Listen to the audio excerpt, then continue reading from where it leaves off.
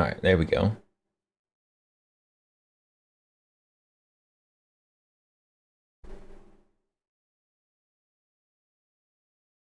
I think there we go.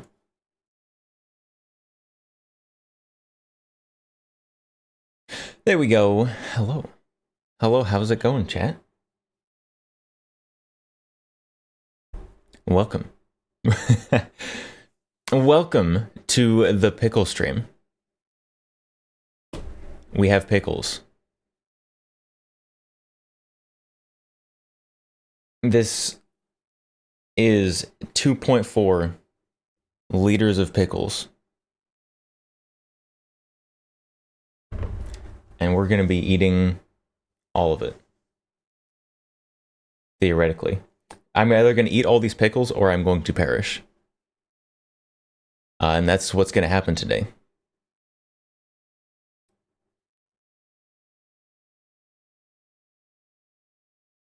You thought it was mustard? Mustard is not green. How dare you? And so to go with our pickles, we have guns that I would not be torn up about if they got a little vinegar on them.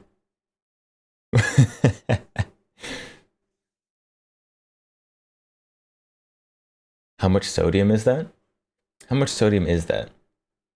So this is... So serving size of 1 ounce.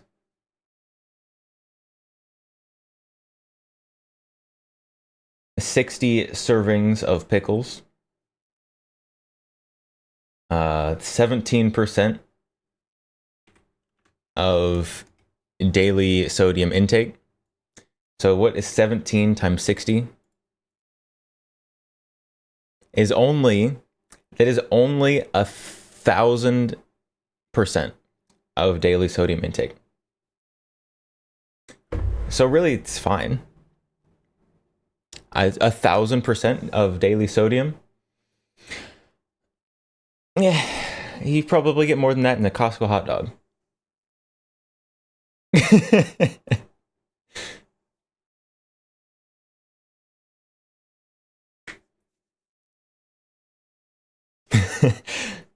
So we have our pickles here.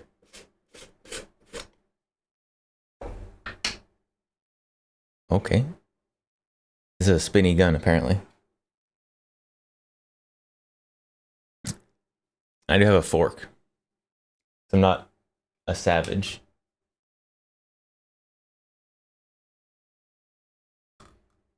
The fork is more for when we get down to having to stick our fingers in the pickle juice.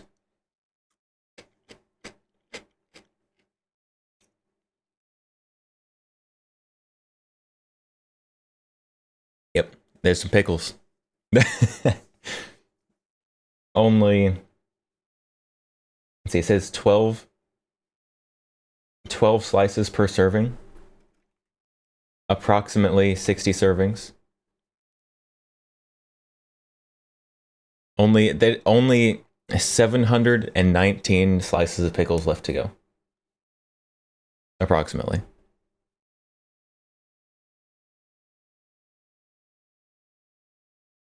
So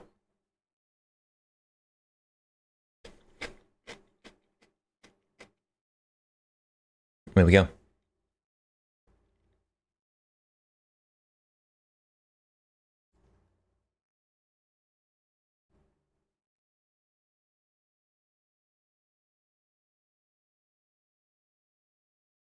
Now, I guess we have to find something to do in the meantime, while I literally am sitting here eating pickles.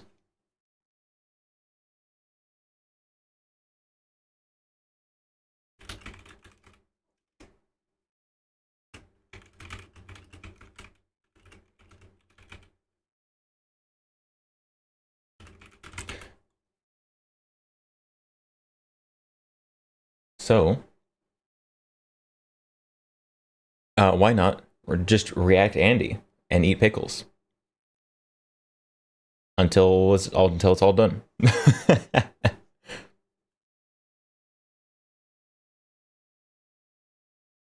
makes sense to me.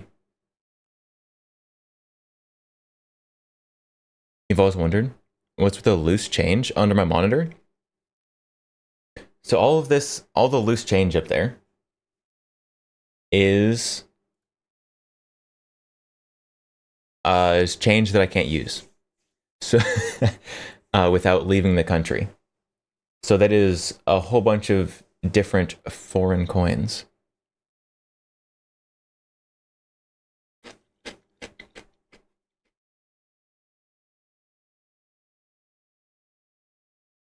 Let's see. So what countries are represented there? We've got obviously Canada, Mexico. We've got Aruba, Japan, Israel, Britain, some others. I can never remember what this one's from. Oh, Mozambique. Mozambique is a lot. There's a bunch of countries. It used to be all like nicely, like kind of laid out, kind of tiled. Except then I rearranged my desk and they all fell off the nice little square where they were. And when I put them back,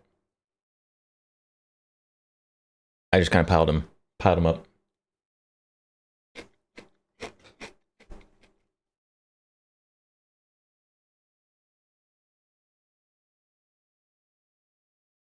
Now, sometime we might have a coin show and tell stream.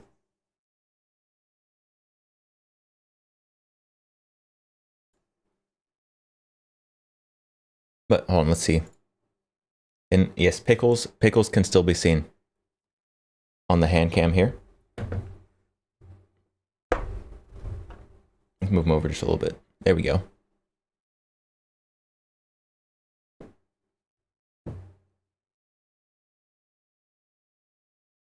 So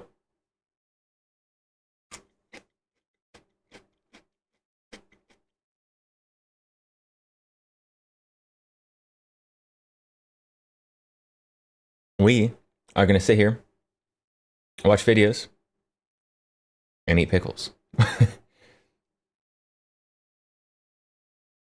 And originally,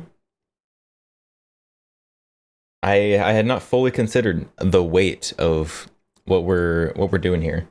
This is so many pickles.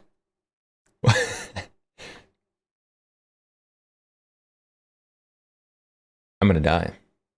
I'm gonna die.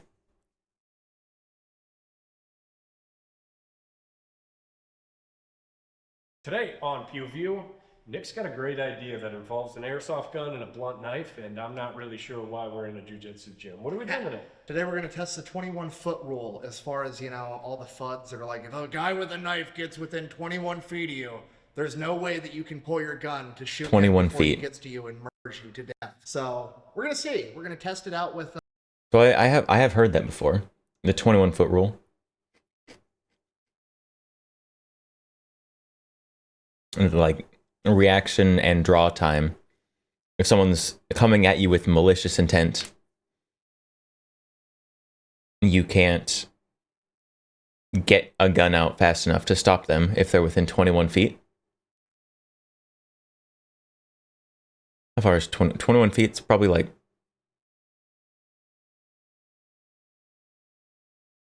I don't know.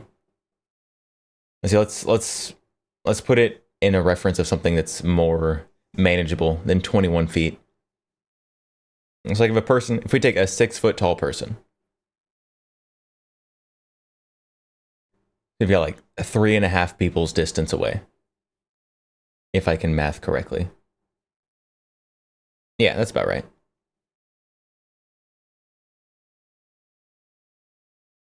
If you had 3 6-foot tall guys laying on the ground with like head to toe, it'd be 3.5 people to the guy. an unknife trained person such as myself, and then we brought in a knife expert, Reagan, who's been doing knife fighting stuff for what, 20 years? 10 years of experience at that. So we're going to see if the guy holding the knife matters, and then we're going to see what level of training you actually need to be able to shoot somebody with a knife. We're going to go with somebody with very little training, like Calvin. Then we'll go with somebody with intermediate training, Calvin, such as myself, and then we'll step it all the way up to this guy over here and see if he can shoot you before you can stab him. You know, I'm not gonna lie, I was feeling pretty damn. if I get confident, stabbed by a guy named Calvin, I didn't know that. Just- now I feel like we. just let me go. Just Just let me go. Grizzly bear with a knife running at me. I'm gonna laugh when he overhands it at you William Knife Man. Right, just from 21 feet away. We just got a little airsoft Glock here. Just CO2 in it. We're not running BBs because we don't want to fuck up the mats, or to be honest, I just don't want to get shot by an airsoft gun. This is obviously a training knife, super blunt. It's like a 1/4 inch thick, so nobody's gonna get cut, allegedly. I think we just take it from the top and work our way down to see if you can stop a trained knife guy, and then if you can stop him, we'll step it down to me.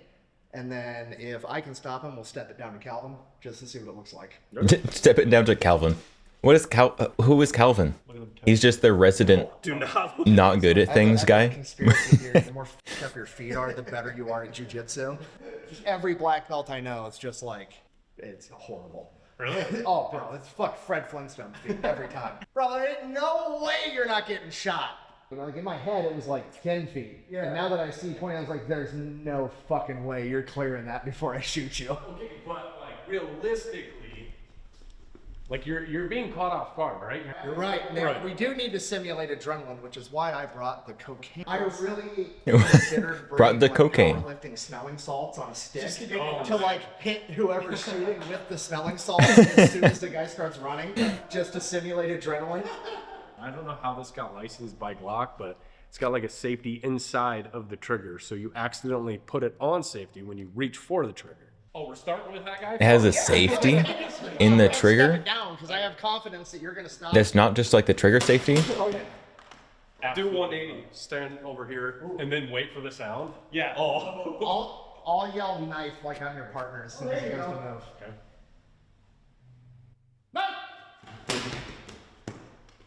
Oh my gosh. He's sweating. 21 feet. For that drop. Does not seem. Dude, that happens so fast. You are like standing there looking at 21 foot. Like, you got that all day. That happens fast. Should we like close the gap to see where our confidence? I mean, if level is you're here? caught entirely off guard, When I'm paying attention, it's a little bit easier. But like, if for a split second. if I you're look caught away, entirely I'm off guard, fucked. 21 feet's probably right. Oh yeah, there we go. You're texting. Yeah, fuck. Yeah, it's true. Your initial reaction to hearing footsteps isn't gonna be pull your gun. It's who the fuck is that? What do they want? Like right now, I know that I'm pulling my gun. Do 21 foot with your phone. Yeah. Every time you hear someone running, don't pull out your gun. They don't do I that. heard you. Right to jail. No trial, no nothing. 21 went down.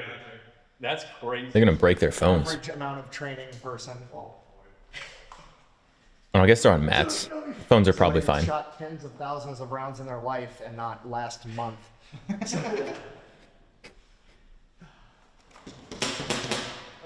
I'll stop. You're That was beautiful. Atomic Blitz. Hello, welcome. Being ready. What's up? What is up? I'm glad you asked. Today, we are eating 2.5 liters of pickles and React Andying.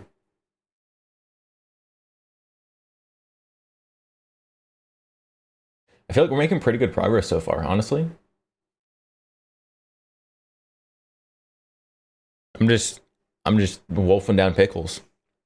They're still enjoyable, which is good. But although I expect once we get to like here-ish, to like where the actual label is, they're going to become significantly less enjoyable. You're gonna join. You're gonna join me in eating. What was it, like half a gallon of pickles? How many ounces are in a gallon?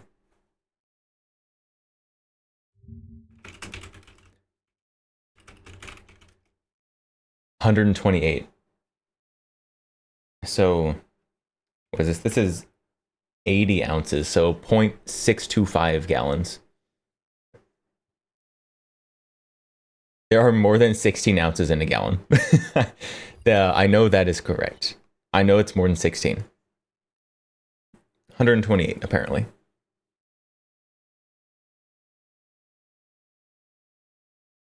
Initial, like, look at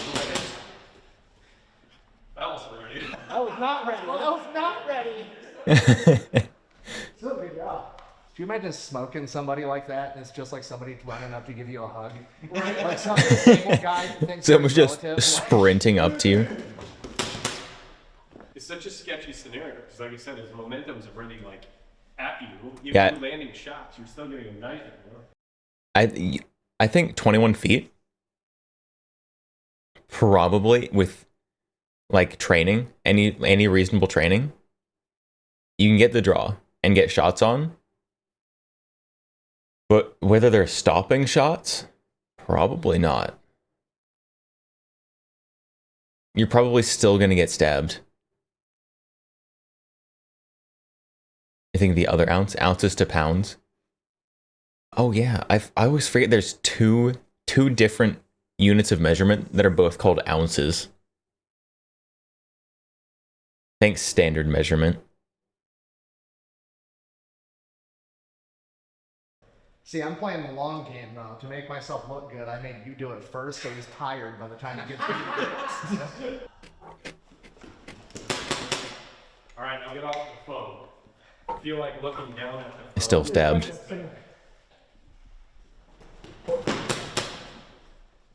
I feel it's maybe the 16-foot rule. I feel like that's That's the 16-foot rule. Calvin. Calvin, how much pistol training do you have? I'm pretty sure we filmed all the pistol experience you It's had. all documented. 3 videos we've done. It's all documented. Maybe 100 rounds ever. Probably. Probably close to that. Losing 50 pounds as an American versus as a I've Brit. never taken a self-defense class. Did they actually go over I think drawing from your pistol? most Americans will be fine if they lose 50 pounds. Most British people, not so much. Their obesity rate is much less. Wait, do British people use pounds besides as their money? Or do they use kilograms?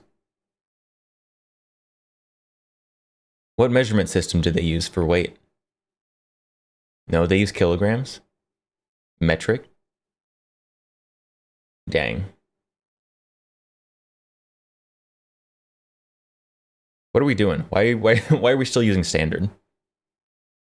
Or is it all just like basics of shooting? It depends on the class. Like if you're doing like a actual carry class, they're gonna show you like the proper ways to take it out of your holster. So in theory, though, it's completely reasonable that you could be Joe Blow that knows how to shoot a pistol, go out, buy a holster, start carrying in a constitutional carry state with no experience of like drawing on that stress. happens so often as well. Like people do that all the fucking Okay. time. Like nobody gets training. Pretty realistic. Oh, so yeah. Still a realistic scenario.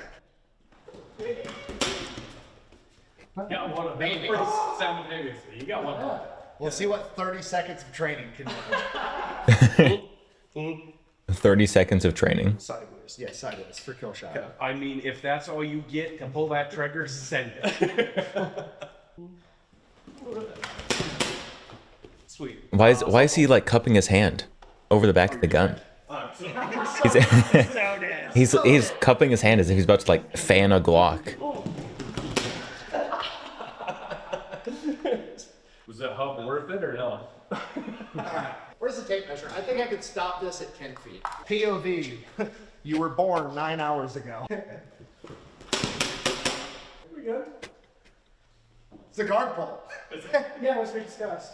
My theory was like, if I fall and I'm here, it's like, cool. Like I have legs to fight you with instead. Because like every time I see a cop fight, I feel like it'd be way too easy to accidentally like wait. He's got shoot one yourself arm in the to try to foot. do something with and then shoot one versus like.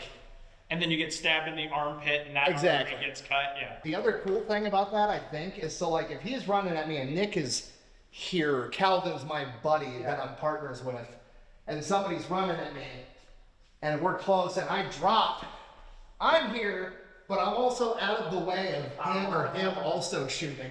Yeah. Because now my friends are able to shoot with a clear line. That's Significant. that's a good point, actually. If you do whatever what is the fighting style that like you just like flop on your back and start kicking the guy? If you do that while you're carrying, Brazilian Jiu-Jitsu. If you do that while you're carrying,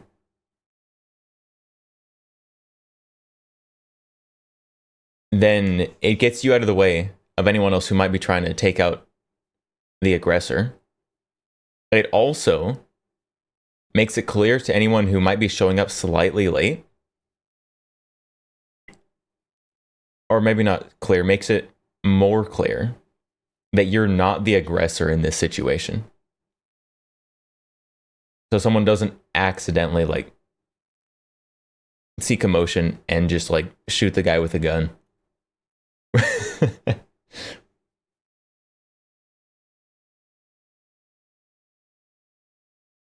That's theoretically though. That could be very possible. That's just a stupid idea.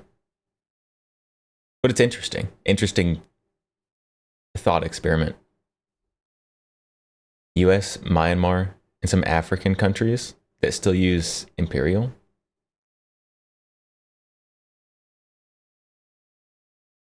We need to switch to metric, honestly. Metric is superior. Him also shooting. Yeah. Because now my friends are able to shoot with a clear line. Yeah. Significantly easier with. All right, close the distance. Go down. Backpedaling works, but if you know jujitsu, the back definitely works. Being fat works. I feel like not only am I more resistant to knives, I'm also warm enough to not have to wear a hoodie when it's 50 degrees outside. Meaning I can draw faster. Passive defense being fat. What is it? That's something I have not tested. My draw speed based on how much clothing I'm wearing. I mean, it's the same basic motion either way. I feel like it wouldn't be impacted that much. I also might be stupid. Punched him with the gun. Really? Oh, yeah. I don't even. You'd have to go from the head to say that just for a second. God, you're still going off. He knows he's been shot before. Yeah, his yeah, arm yeah. hurts here. It's like mutually assured destruction, basically. Like we both got holes in us, but. So I mean, what's the point? What's the argument? Because I think at either distance, you both end up with holes in it. Nobody wants to be the dead guy that didn't Carry shoot. commando. Yeah, You know go what I mean? commando. I'd rather be the dead guy who shot him twice than the dead What? guy that had What carry commando? Carry without underwear? What? Huh?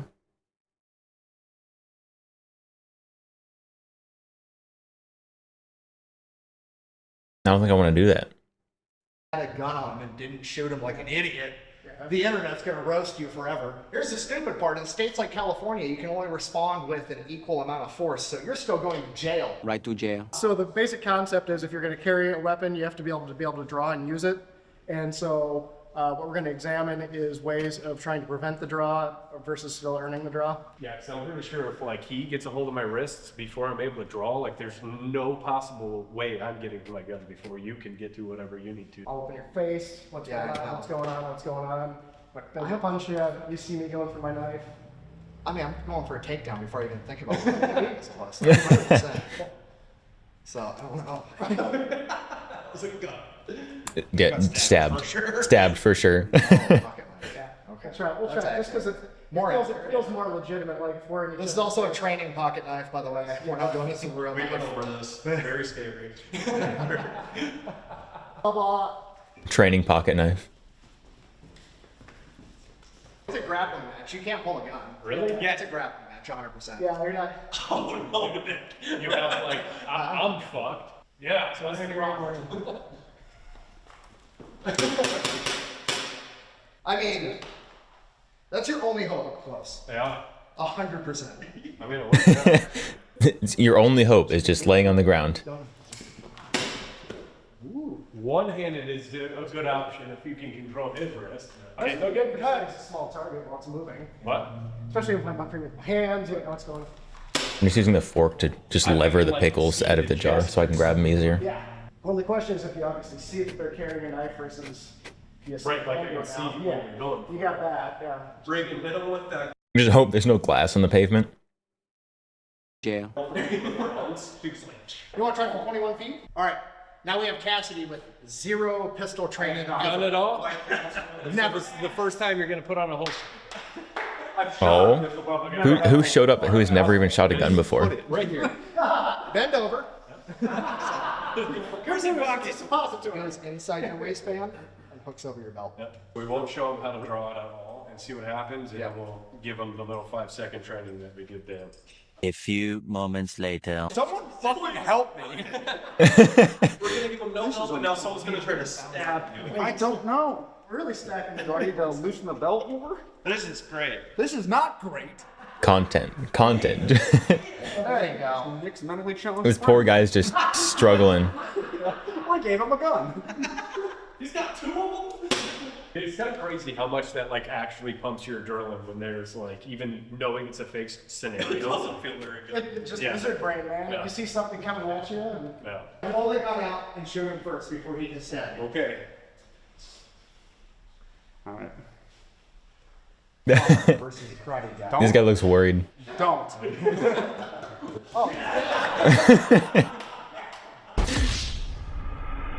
Hey, it's the first guy. First guy who's failed the 21 foot. There we go. He got slide bite, but the bullet came out of the gun. I don't like this. It pumps your adrenaline even though it's fake, doesn't it? Should we grab with the phone? Put it in your pocket. Yeah, you Yeah, got hold your phone out. Not the like you're BAFTA. texting, Welcome. How's it And going? then he's gonna start running. You have to drop your phone and shoot. I really do have to.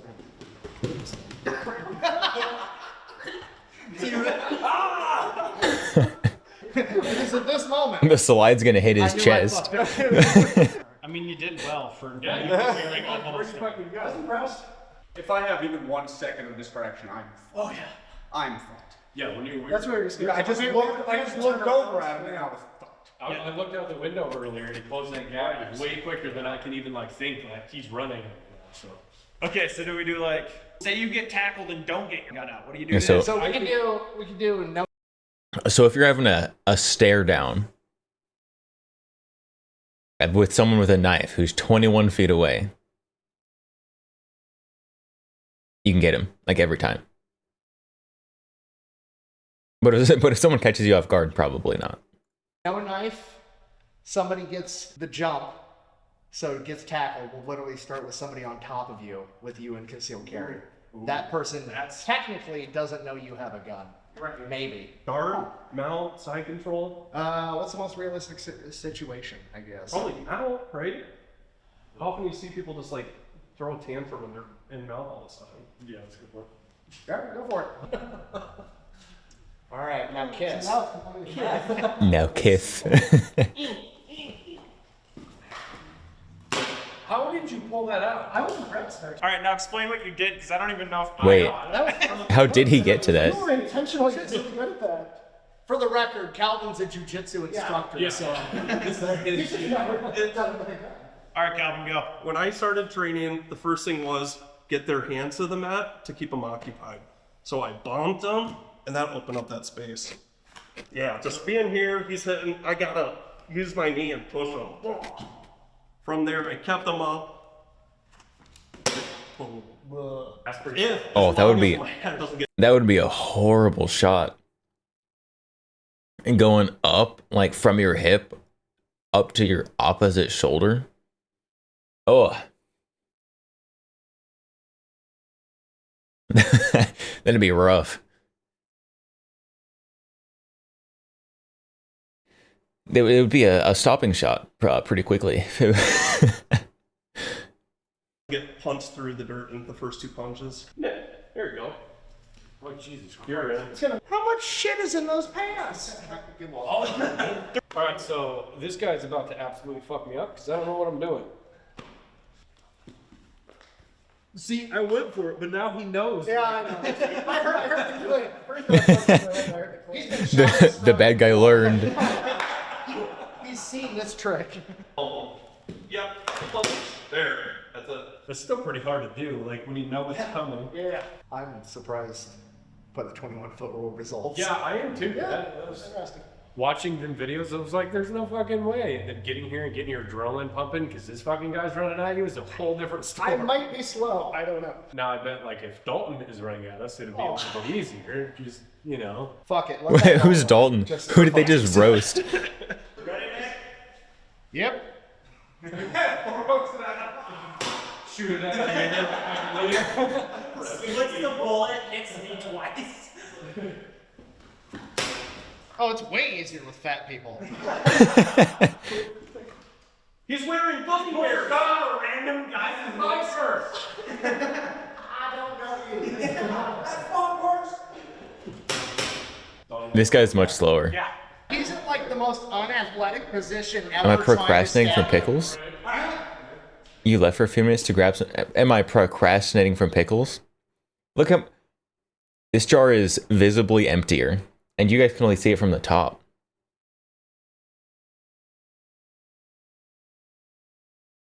This is a visibly emptier jar.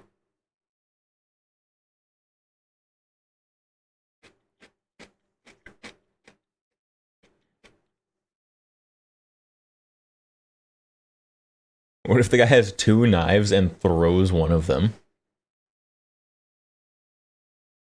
I think it's a good question.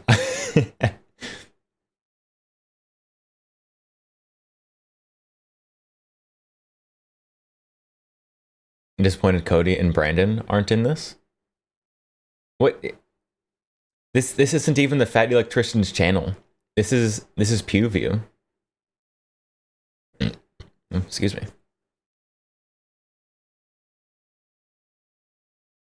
How much further is the danger zone? The danger zone of pickles? Like danger to me? I don't know. That's what we're finding out. We're figuring out that today.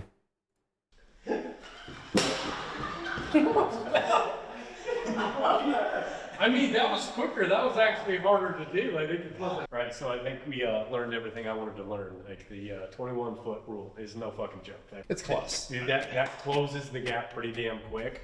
If you're paying attention, it's not that big of a deal. But the second you look away, I think you're gonna get fucking. I think that's what I wanted to know because like the 21-foot rule, when people talk about it, it's like the scenario I think in everybody's head is like a dude with a knife being crazy and the cop has a like gun Right. drawn or whatever. It's like you got all the time in the world. But if you're just getting randomly assaulted, it might be an issue.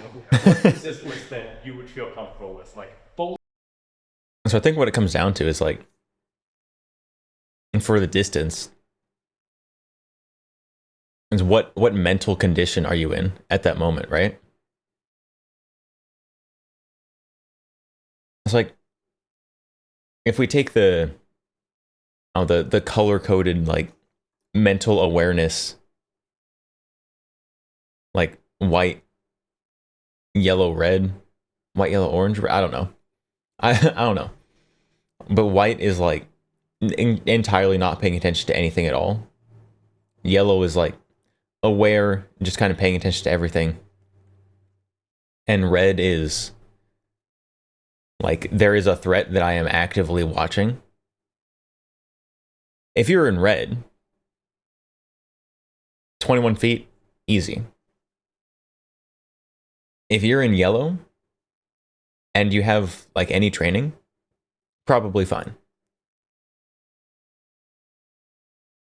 Probably. Maybe like 50-50. Because it's still impossible to watch everything 100% all the time. It's just kind of generally being more aware, not just having your face down on a phone or something. Not being an iPad kid.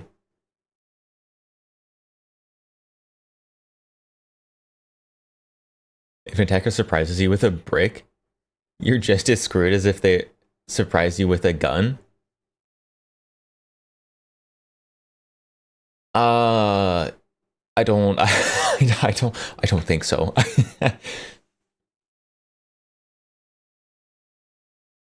I would much rather get hit with a brick than be shot. Like every time. It doesn't matter. Now, it's not going to be a good day either way. But like one of them is going to bruise you pretty bad. The other one is actually like perforating your body. I'm not trying to be hole punched.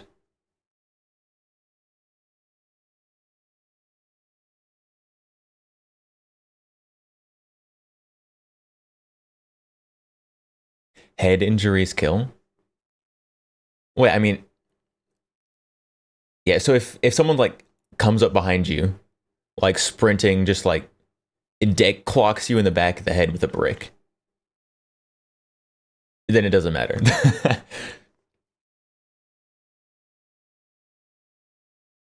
Like if there's some guy like running at you with a brick, then like you can be sure it doesn't like hit you in the face. Would you rather be hit with a brick or a 1911, both thrown at you? A brick is probably a little heavier.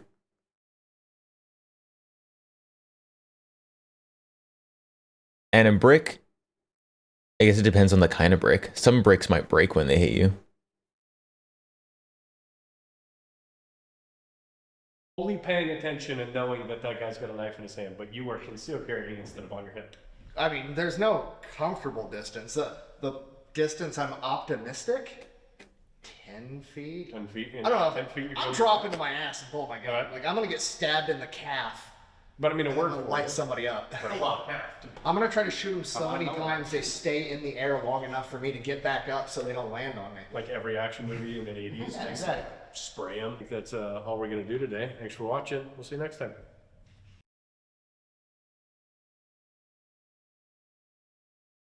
Gunshot wounds, especially pistol rounds, are often survived. It's just a numbers game. How much you lose. I mean, yeah, head injuries kill, whether it's a brick or a bullet. It does. They'll both take you down. But if someone like hits you in the chest with a brick, it's gonna suck. But you're gonna be fine. the areas that you can take a hit with a brick and survive is much more limited than the areas you can take a bullet and not survive. Like 100%, you can bludgeon someone to death. Like we're not questioning that.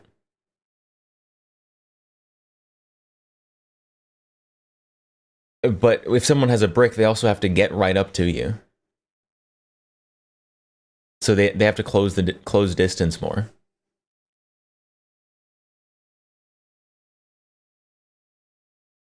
Like you've got the 21 feet or whatever.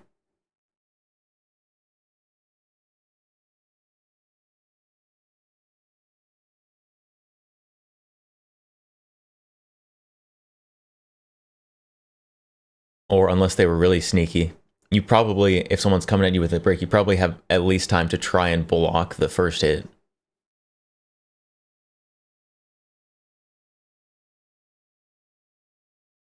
It's possible to survive a bullet to the head. Very unlikely.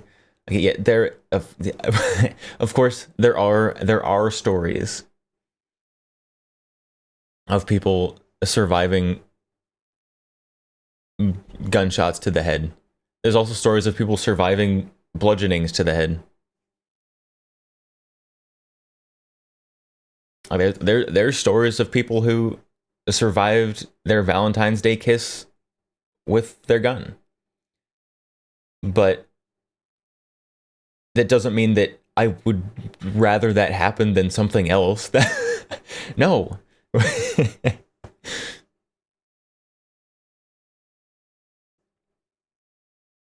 be really, really fat so the bullet stopped well before it hits any vitals. Fat does not stop bullets very well. There's like ballistics gel stops bullets better than just fat.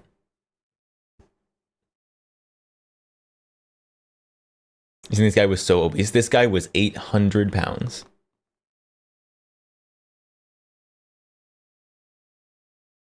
You're more likely to be fat enough to stop a knife than fat enough to stop a bullet.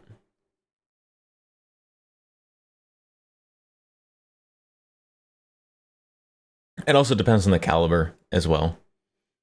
Like if you're taking a 25 ACP, you don't have to be anywhere close to as fat as stopping like a 9mm even. Ceramic plates stop bullets. Yes. Just add a plate carrier and plates to your EDC and you'll be fine.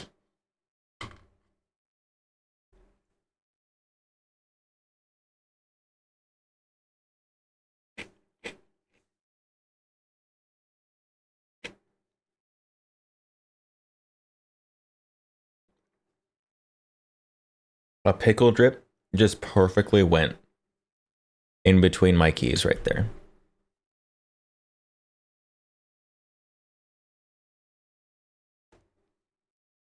What am I doing?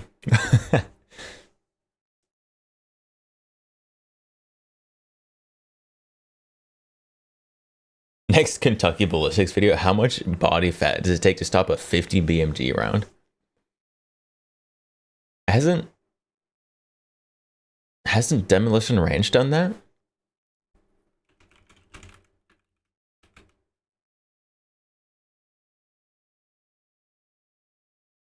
Demolition Ranch has done, at least in the past, like all kinds of, how much of whatever does it take to stop a bullet?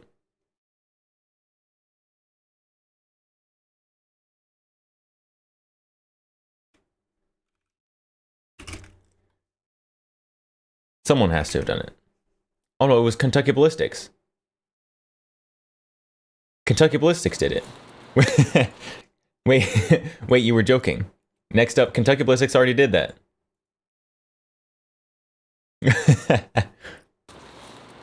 Oh no, oh no. There we go. Hit the wrong button.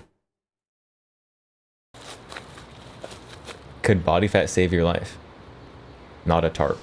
I'm not blind. I can see it. And you spelled trap wrong. It's T-R-A-P-P.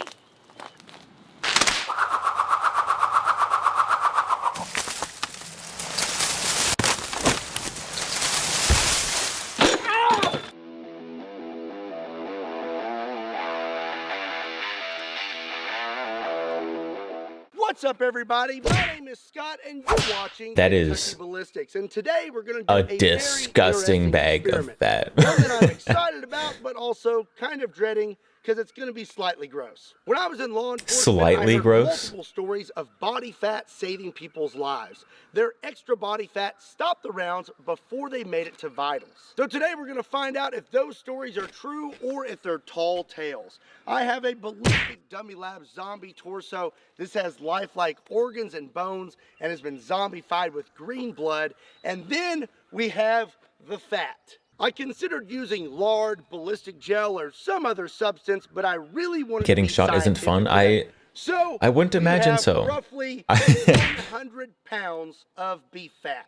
It's needless to say that today's video is definitely a time-sensitive one. I ordered all of this beef fat online. It came to me frozen in 2-pound packages.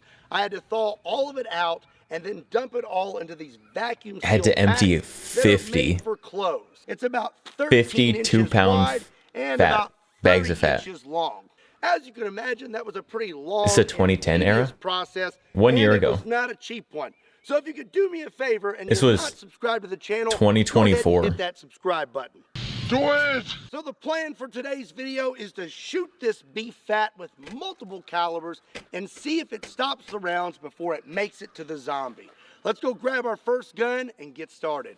All right, we're gonna start out with the smallest round I have, which is a 22 short hollow. Oh, we're starting point, extra and I'll small. be using this little 22 short revolver. If I Most had to people guess, don't even bother the going down zombie's gonna 22 be short. okay. Most people start with Okay, let's 22. see.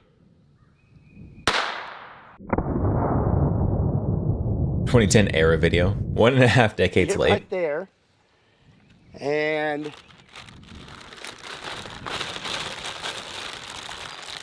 yeah, no, not even close. 22 short did not do much, and I don't expect this to do This bag much is going to either. start A struggling 22 long once rifle, it gets, and I'll be using a Ruger LCR 22. once this bag starts getting torn up. Okay, looks like I hit right here. It's going to be gross. It's going to And, start leaking. I mean, there's really no point in even looking. I would almost guarantee that did not, no, nowhere near making it through all that fat. 22 short and 22 long rifle have done absolutely nothing. So now I'm gonna try 22 Magnum, and I'll be using a North American Arms 22 Magnum Derringer. Here we go.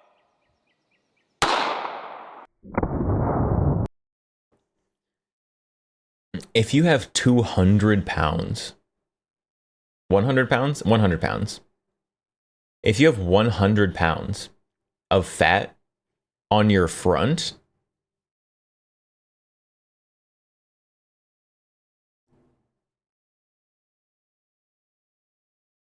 you're also going to have fat evenly distributed elsewhere as well. You've got to be like 600-700 pounds.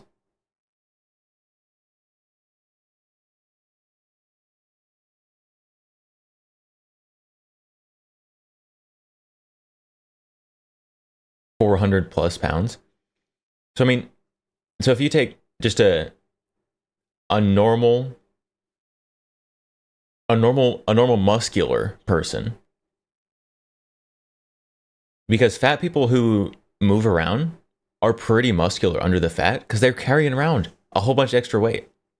So you take a normal muscular person, like 180 pounds, put 100 pounds of fat on their the front of their torso, you're probably gonna have like another like 200 pounds like in their lower half. You're gonna have another because this is all just in front of the torso. You're gonna have probably another 100 pounds like sides, back, and arms.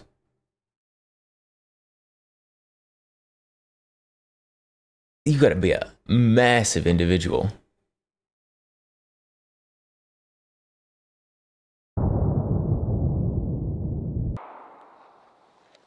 As a fat person, that's not how fat distribution is.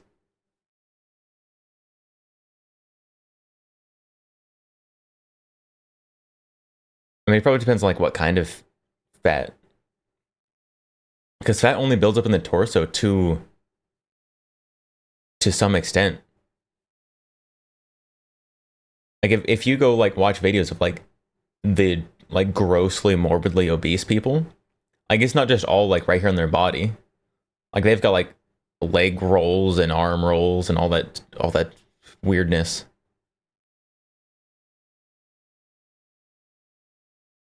Obese people that can walk have big calves. Yes. As former fat person, you can confirm your legs were jacked after you lost weight. Oh yeah. Like an active fat person, terrifying. Never fight an active fat person. Don't do it. You're not gonna win.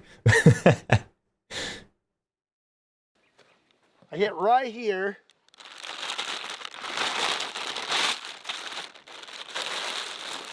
Did we? Oh, it made it through the back. Oh, what caliber was this? I feel like it moved a Derringer. There we go. Oh, 22 Magnum. 22 Magnum's already making it through.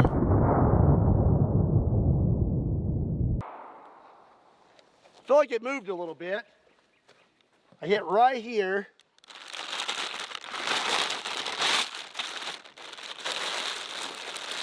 Oh, it made it through the back. And there it is right there. Well, Right there in the zombie. But it stopped. It stopped before it got to any vitals. It stopped on the rib. How to fight an active fat person? Run. It's not fighting. It's retreating, which is perfectly valid. And often a preferable option. it lost pretty much all of its power and would not have hit the zombie's vitals. I also shot a little high, and I feel like it didn't have as much fat to go through, but that was still quite a bit of fat. So it looks like extra body fat would indeed be beneficial against a 22 Magnum. So we managed to make it through the body fat with the 22 Magnum. But what's gonna happen when we hit it with something like a 5.7? This is a Smith & Wesson M&P 5.7, and I'm gonna be loaded up with some of the blue tip 5.7 rounds. Is 5.7 going to be better or worse than 22 mag? Here we go. Oh!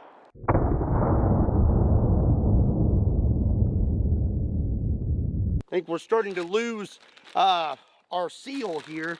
So I hit in this area here. You win 100% right of the fights you avoid. That's true. see The goal is I to made not it get in through the the fight in the back. first place. Nope, it does not look like I did. Looks like all of the beef fat stopped the 5.7. Stopped 5.7? Oh no. Oh no. This thing, oh. We may have some technical difficulties here. Oh, So one thing that I failed to think about was that these vacuum packs are kind of paper thin. And once I started shooting it, it lost all of its vacuum abilities. The fat started to spill out, and I definitely did not want that.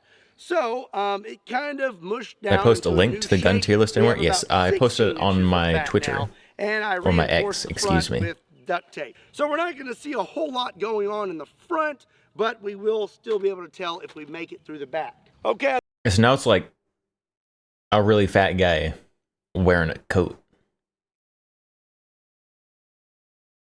I think it's time to step it up. I have now a Springfield Armory Ronin 9mm, and I'm going to be loaded with some Underwood ammo, 147 grade.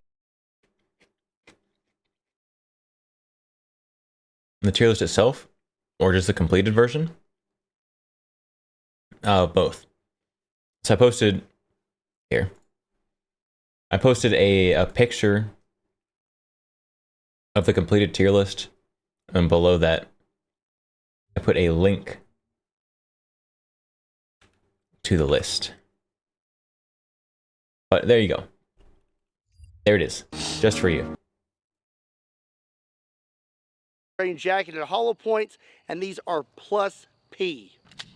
We are really about to put this fat to the test. Here we go. Ooh. We hit right there.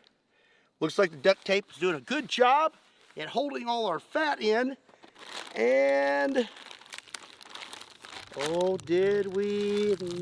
Nope. Nope, not a thing. That was 22 Magnum, the only thing that got through. I figured that would have blown through there, especially with the 22 mag managing to make it through. That being a heavier bullet, with it being plus P, I thought I had a good shot, but apparently not. So The pickles are getting a little hard to eat. Naturally has to be Not difficult, they're getting slightly more difficult to eat. My mouth is not wanting to chew the pickles as much. 45 ACP. That's an Underwood ammo, 230 grain jacket at hollow point, and I'll be using my AMT backup 45. Okie dokie. Let's see what happens. Oh! Hollow points penetrate significantly less, that's We true. hit pretty much the same spot right here. Moment of truth. Oh! It made it through. It made it through the fat. Don't chew. Let them And it slide did down your make it gullet. into the zombie. Yeah, just take pickles like So, pills. The fat slowed down the 45 quite a bit, and it made it into the zombie, but I would say only a few inches. It's interesting to me that the 9mm did not make it through, but the 45 did make it through. That still, though, is not very Was much he using damage to a the zombie. 45 hollow point? So up next, we are going to step it up. I guess to 45 hollow points 357 don't Magnum. expand This is as a well anyways, Timber but... K6S, and I'll be using some Underwood ammo, 158 grain jacketed hollow points. Oh. Oh. The fat spew back. That's pretty disgusting. Oh, that's why my duct tape done busted. Let's go ahead and patch that real quick before we lose all our fat there. Let's see. Now let's check the back here. That's disgusting. Appear to have a new hole, which is so weird. It's right where the 45 hit. So after further inspection, I can actually see the 45. It's lodged right in there. And now I'm not so sure about the 357 Magnum. It looks like it kind of took the same wound channel, but I do not see Like lodged in the spine any or something. bullets inside here, so I don't A think little it lead. made it very far. I hear it's good for So your it spine. turns out, trying to shoot a bunch of fat is a little more difficult than I thought. I'm gonna reinforce this front part just a little more because we're starting to have some We're just gonna be spillage. measuring I've how also much duct decided tape to it takes to move stop a that up bullet little at this bit. point. That way we have a good view of the back so we can see if anything makes it out and when it hits the dummy. Okay, we are all set back up again, and we're gonna go ahead and step it up to something a little bit bigger, a 44 Magnum. This is a Smith & Wesson Combat Magnum, and I'll be using some Underwood ammo, 44 Magnum, 240 grain jacketed hollow points. All right, well, I expect this to just completely bust my bag open. Here There's we no way go. this doesn't go just completely through. Oh!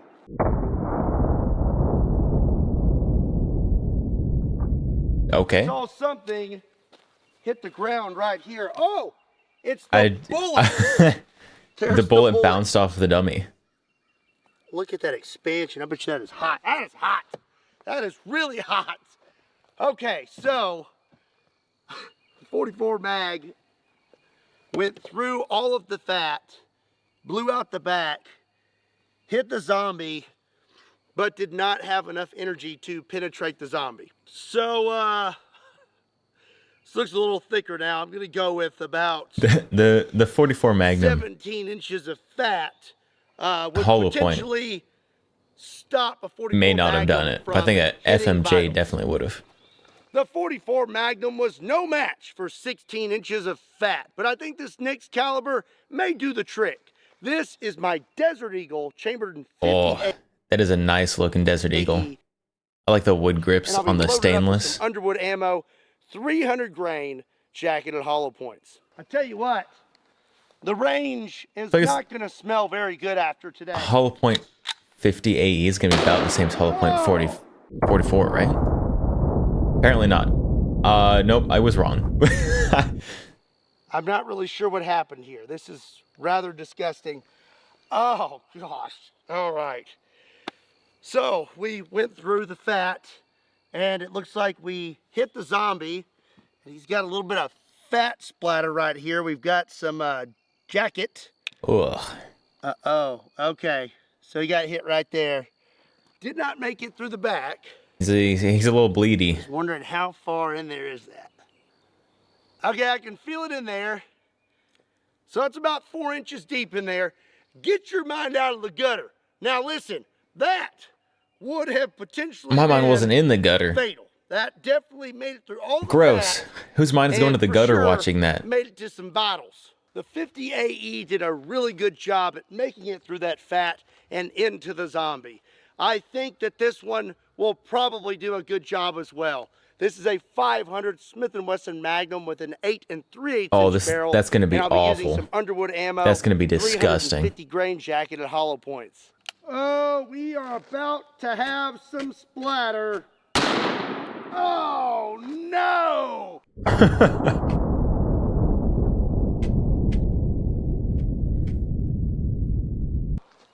Oh, gosh, Oh. that's just disgusting, and I can smell it.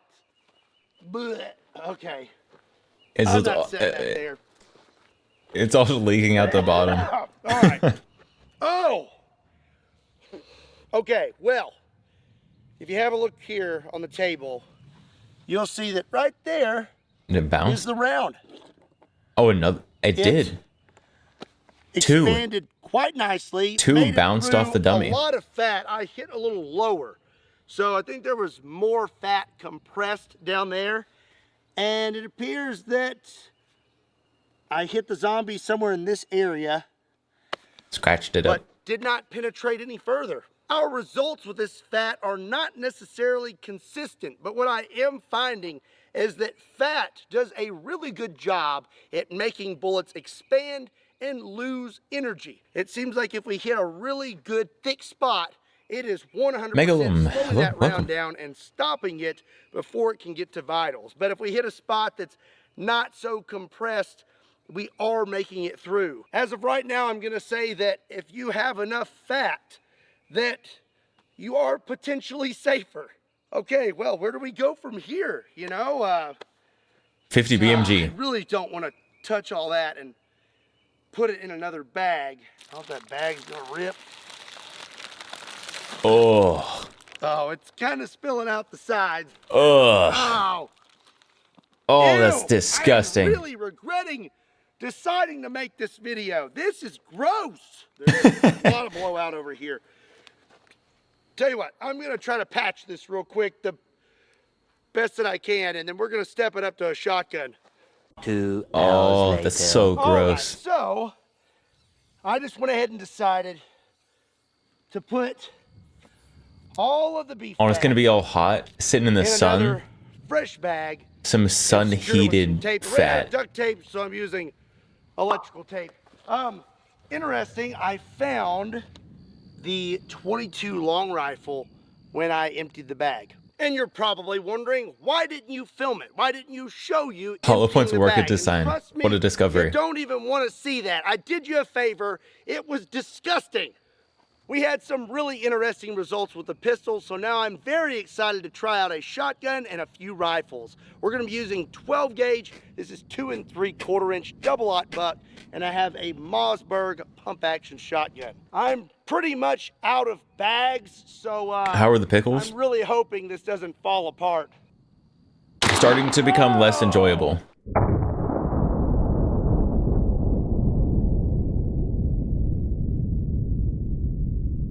But we're still You know what they say. trooping. There ain't nothing like a 12 gauge for home defense. That is a lot of damage. But there's a little hole. And actually there's the pellet right there on the table. I think a couple pellets came out the back, right? I'm gonna say that the fat did a pretty good job at stopping the 12 gauge. I mean, it absorbed a lot of energy, but it was not able to make it all the way through the fat and do vital damage to the dummy. Well, I'm gonna say that our giant bag of fat is hanging on by a thread. So we're gonna try and finish this up before it completely falls apart. think- We're gonna step it up to a rifle. This is Hey, a Kel-Tec. Kel-Tec SU-16. I think it's gonna stop chambered in 5.56. 5.56/223. These are 223 62 grain controlled chaos made by Underwood Ammo. Let's see if it makes it through that fat. All right, here we go. Oh. Oh. This is Throwing the definitely fat one of out my backwards grosser is videos. disgusting. I'm so sorry. I really am. I'm having to eat during this. Starting to regret this idea. Okay, so I hit it with the 223. Looks like I have a new hole right here. There's the round. It is right there. I mean, it did not make it very far into the zombie at all. Ugh. Okay, we're gonna go ahead and use a 308. This is some Underwood ammo, 175 grain controlled chaos, and I'm gonna Not be a using surprising a result. Springfield Armory SOCOM 16. This is gonna be gross. That was not anywhere as near as gross as the shotgun. Okay, well, slow-mo, it looked pretty bad. Ugh. I am very glad that this video is almost over. 50 I reviewed BMG? the 50 slow-mo BMG footage next? before coming up here, and it appears that the round probably broke up quite a bit, and we have some of the pieces of the round here on the table, but it doesn't appear anything did damage to the zombie. He does Really? not appear to have any It new stopped holes. 308? This fat has done an excellent job at stopping That is surprising. just about everything we've thrown at it, but I don't think it's going to stop this. This is a 577 Tyrannosaur that is a 750 grain solid, and I'll be using my A square 577 Tyrannosaur bolt action rifle.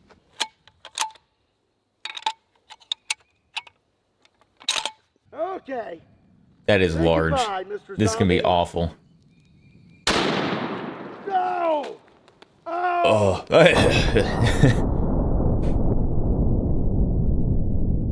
That is vile. That is disgusting. I'm going to be honest. I was not ready for the 577 T-Rex. I almost fell over. That about knocked me on my tushy. And I don't think that the zombie was ready for it either. We blew through all the fat and blew the fat all over the place. And we blew through the zombie and we blew through Southern a States giant zombies gonna cinder be block. wild. So my conclusion when it comes to fat, if there's enough of it, it's going to do a decent job at stopping some pistols and some rifles. An obese But when it comes redneck to a zombie, it's gonna be dinosaur terrifying. rifle, well, you're going to need a little more meat on your bones. Well, that's going to be it for today's video. Let me know what you thought about it in the comment section down below, and what other science experiments would you like to see on the channel. If you enjoyed today's video, do me a big favor and give it a like. And if you're not subscribed to Kentucky Ballistics, do yourself a favor and hit that subscribe button. Also, be sure and check me out on Kentucky Customs, What? Kentucky Ballistics Shorts, Patreon, Why- Facebook, why Instagram, and Twitter. Links to all those Sometimes down the in hand description tracking down below, is flaily. along with a link to KentuckyBallistics.com, just in case you want to pick up a shirt. Actually, wouldn't it be different if the fat was And as actually always, attached to the body? my name is Yes. Scott. Thank you so Yeah, much yeah, for watching probably. Kentucky Ballistics. I'll see you next time.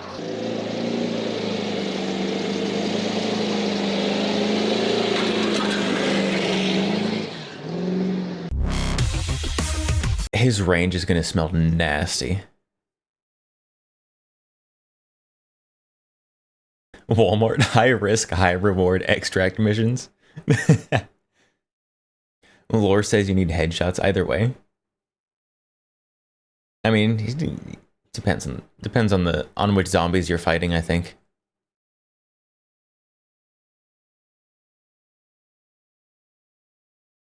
I mean, to actually kill a zombie, probably need headshot. But you can fully disable a zombie without killing it, right?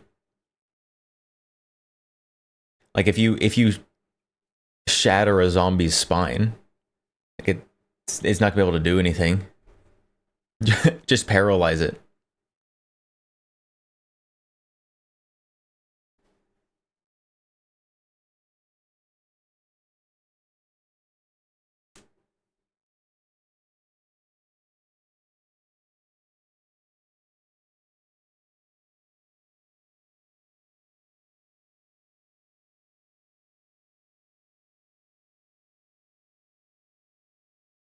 Scavengers will clean up the range in a few weeks. Yeah, probably.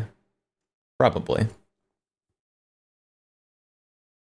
Except then you just kind of have to not go there for a few weeks. Which is probably not ideal for if you're a YouTuber and going to the range to film things is how you make money. Although I guess you could film a few in one go, and just do that one at the end, probably be fine.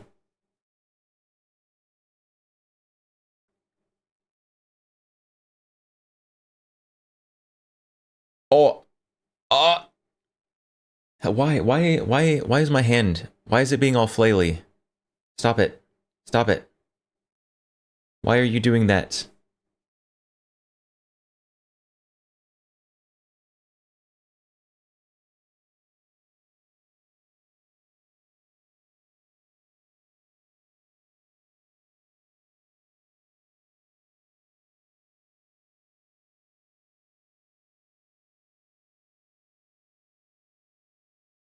All right, there we go. There we go. Now we should. Now, oh no, no.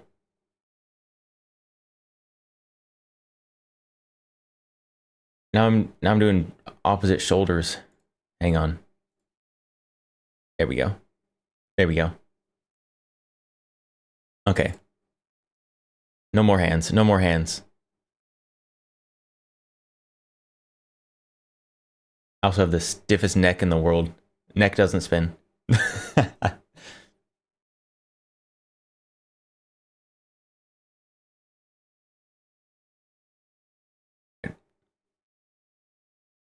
You're never gonna guess. You're never gonna guess who posted a video. Our favorite YouTuber. Our favorite YouTuber posted a video.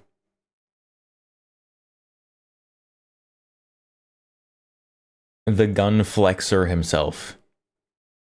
The collector. Here to flex on us. With his most expensive gun room yet. His Cabot wine room. He actually made a video about it. Hey guys, welcome to the Fine Wine and Gun Room. So this room's been here for a little bit. We just had to do some reno on it, paint, drywall repair, and mounting system, and the lights are much better in this room than they are in the other rooms. I totally agree. So this is where we keep, you got Cabots, you've got other high-end guns, you've got Nighthawks, you've got a variety. And on that The note, Cabot wine the room. last Cabot of the year just came in. So let's go check it out. And then after that, we'll come back in here and I'll give you a detail of the room. Oh, was that Cabot branded wine? Chat. How much do we think Cabot brand wine costs?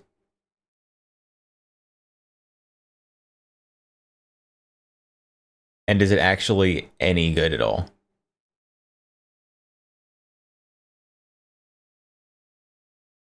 Here's my Cabot. Here's my Cabot Trump edition. Here's my Cabot with meteorite grips. Here's my Trump second term Cabot. Room is disgusting. The gun should be framed instead of a tack wall. Yeah, the tack wall for your fine guns room doesn't seem quite right. They should be like cased and framed for sure.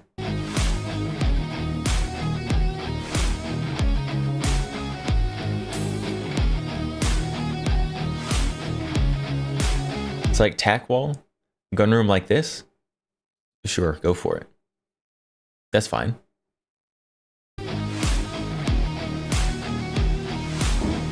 Okay guys, the new Cabot just came in, and this is the last At least wooden case with velvet lining.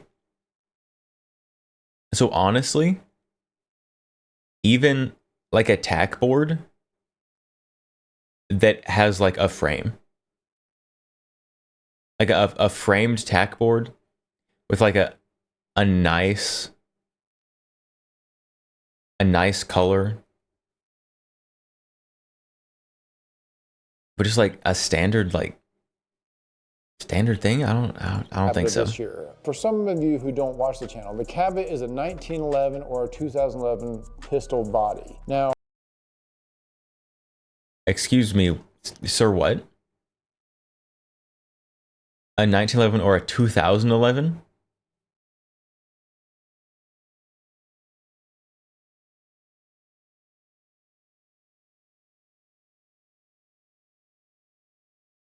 Does this guy actually talk to gun people? Like, ever? I've never heard anyone refer to it as a 2011. It's always a 2011.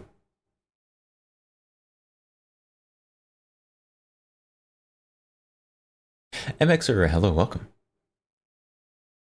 Your fiance got ghost pepper pickles. They're delicious. It'd be very interesting, at least. M590 mid. Yeah, it's not even the M590 retrograde. Now, they use like meteorites, they've used that in pistols, they use it in sights, they use different like Damascus, they use a lot of different kinds of metals. That's what makes them really high end, and they're all usually hand done by one gunsmith. So that's basically what a cabot is. At the beginning of this collection, when we started doing this was a couple of years ago, we were getting and they were ranging from 6,000. I'm over here breathing in pickles. As not recommended. Cabot 1911s are dumb. It's true. 1,000 to 8,000. Yeah, that's true. Majestic Potato. Potato, you rolled a Cabot, didn't you, today? Yeah, Majestic Potato got the Cabot, the Thunder from Down Under, which either is Australia reference or a poop reference, and I'm not sure which one. And sometimes up to 12,000 or more. And so now they've changed it starting last year, where instead of you getting one gun a month, you would get one every 2 months, in which in a way it doubles the price, but you're getting more precious metals in that. So we've had ones come in at 10,000. We've had some come in at 40,000. So looks like a they zebra. Give you a budget at the beginning of Yes. the year. This is what's going to cost. The animal that's we're serial number Australia 7. is You known keep for, that number the zebra. forever till the end of when they stop doing this, which is after next year. So they always add on one more person. This year was 2024.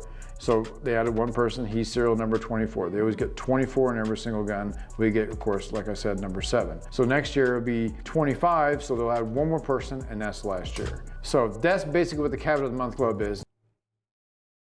Chat, should I be number 25? Now, some people I tell, it's like back in the day when I was a kid, we used to have, you pay. This is the some of you guys last will year of remember the this, you'd Cabot pay, like, I think subscription it was a service. quarter or 99 We might cents, miss and out. you'd get a video cassette, not a video cassette, a music cassette, once a month or something like that, if I remember correctly. A music cassette once a month?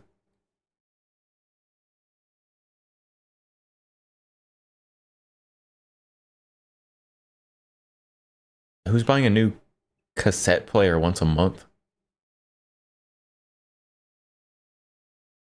Or is he talking like the actual cassette itself? Probably. So it's very similar to that. Cabot just more shrinkflation. dollars. So let's open this bad boy up. I'm kind of anxious. I know what it looks like, kind of. I have one that's similar to this. It's serial number 1, but this one that I know for I have a fact similar one. is It's serial number 1. Damascus. So my boys at Black Rose always make sure I get the Cabot. It runs to this. This thing came in the mail yesterday, I believe. And it always comes in a nice velvet, pimped out covering, which is kind of always a pain to get off because of the sights and stuff. It's brutal. So all the Cabots come with this little red tag. It says Cabot Guns. We always leave that on there due to the fact that, we've always shoot these one time and that's it. But this thing is absolutely gorgeous. Full Damascus. Hey. 9mm. Hey. The two sides of the sticky part are actually lined up this time. Sometimes this guy will show a Cabot and the two sides of the sticker are like not lined up. You like see the back of one from one side. They actually lined it up this time. Good job. Good job, Cabot. Triggers, they always do. And I mean, I don't know if you guys can see this. Look how pretty that is. I mean, it's ported, which I like. It's got real silver on the front sight. It's just beautiful. That's absolutely gorgeous. So nice rail. I mean, you can't go wrong. So like I said, double stack mag. The serial number 7 is, where's it at? It's hard to see it with the Damascus. Underneath here, right there at the bottom, right on the rail. This is Okay. I'm not a huge fan of Cabot. But putting the markings in the Picatinny rail in the gaps of the Picatinny rail? I kind of like that. I'm going to be honest. I think that's a neat idea.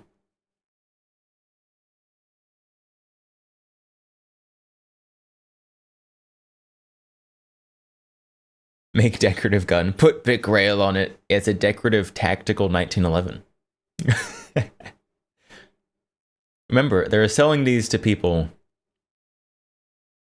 who are looking for prestige, not anything that a gun collector is looking for.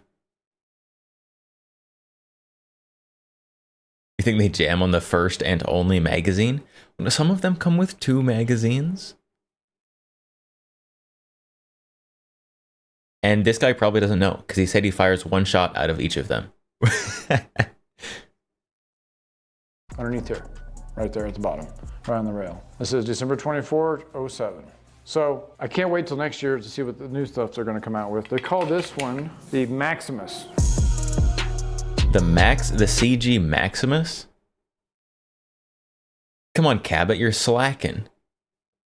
That just sounds like a normal gun name.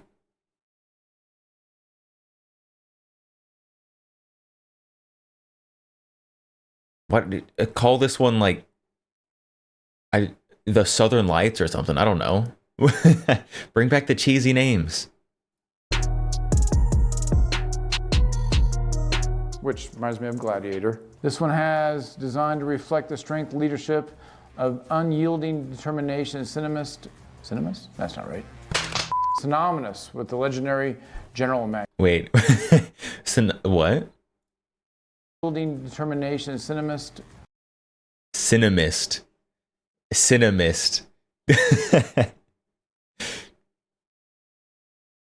New from General Mills. A perfume. The Cinemist. You can smell like Cinnamon Toast Crunch all day.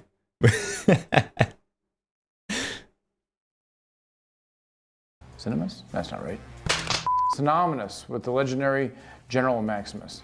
The masterpiece features, oh man, this got a lot of words, guys. I'm gonna fuck this up. So I'm not gonna go into it all together. So I tried. This thing's still bad. I don't care what you guys say. So that's the new cabinet. The Cinemist. What you guys, there's only 2 cabinets in here. Sorry, take that back. There's only 3 Damascus cabinets originated. And Damascus originated Middle East. Use a person from their history legends. Now the problem is, and then like every cabinet would have to be named after some Middle Eastern legend, because they're always Damascus something or other.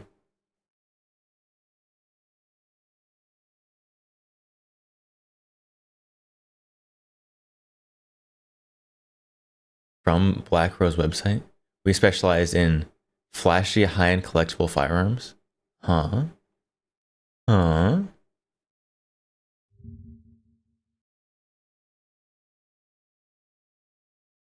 Yes.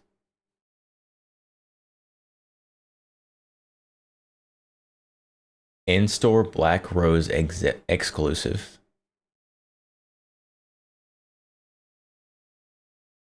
Who is this? Arsenal APF 2011.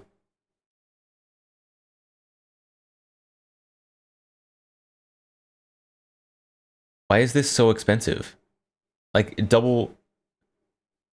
The Arsenal APF, I mean, is an expensive gun, but it's like $3,000. Why is this one $7,500?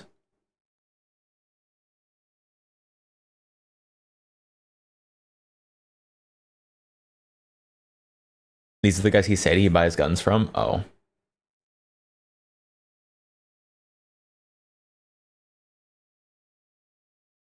These all have like a 50 to 100% upcharge.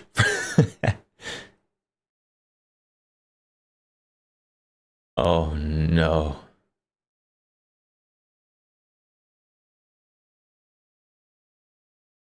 Chat.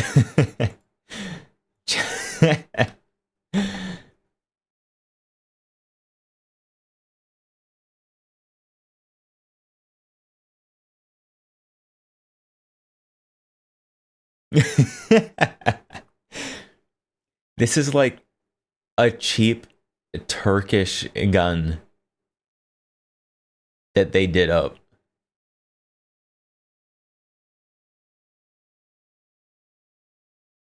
It's a Shockwave. It is a King 12.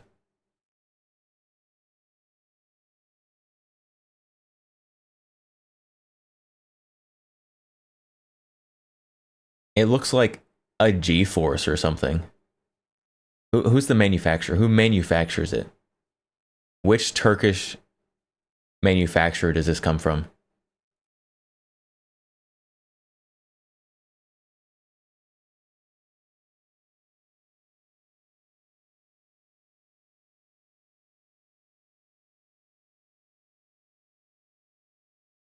Who is that? Alp AV. I have not heard of Alp AV.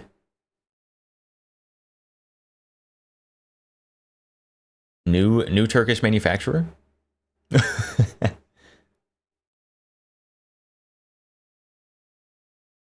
This is awful though. You need to buy a spike cap for your Shockwave.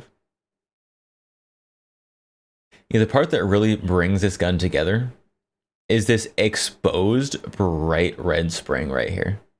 That really brings out the mall ninja of this thing. See, what other terribleness do they have on here?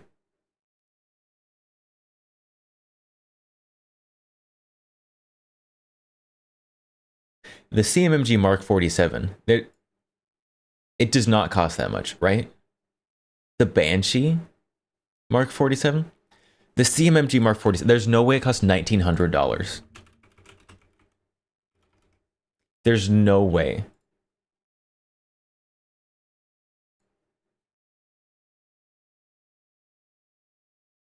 You can literally buy it for $1,400. The same gun. Just somewhere else.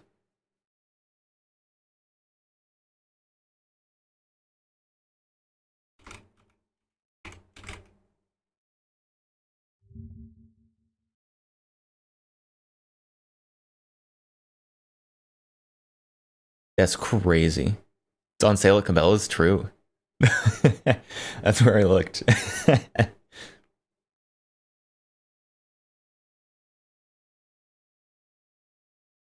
You can get it for $1,600 at Bud's.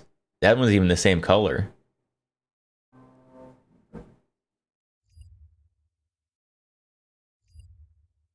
Oh my goodness. That's wild. You wouldn't buy from Cabela's? Yeah, me neither. B&T BWC9. That's just the chassis. You don't even get the... There's no way this is just the chassis, right? Right?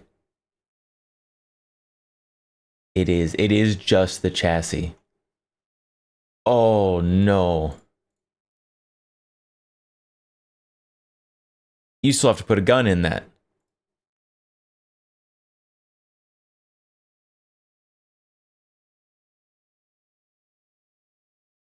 Not include 320 FCU or slide required to function. So you buy this $2,300. And then you have to buy the fire control unit, the slide, the barrel, the recoil spring. Oh my goodness. And a tax stamp. And you have to do your tax stamp.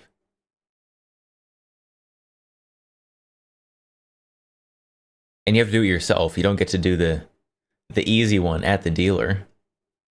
Oh my goodness. Oh, that's crazy. Do I dare even keep looking? Oh, we got back to the beginning. ugly yellow. Whatever that is.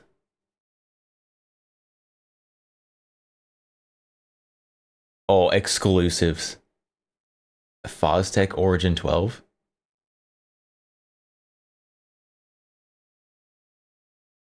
Those are just overpriced guns. No. No.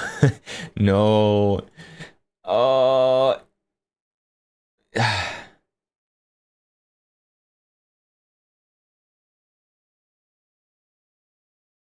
They have a category called boring guns. We have to go look at their boring guns category. A Picatinny QD chainsaw. $500.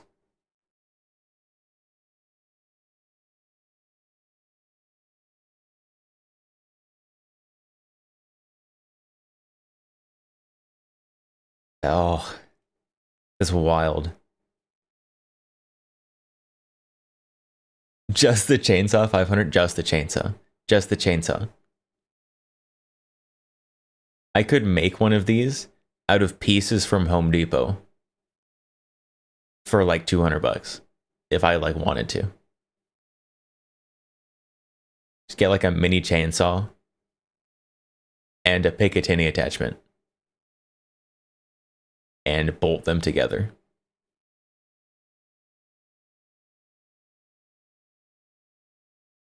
Oh no. Ooh, Emperor. Emperor Mogul. It's mustard colored. It just is mustard colored.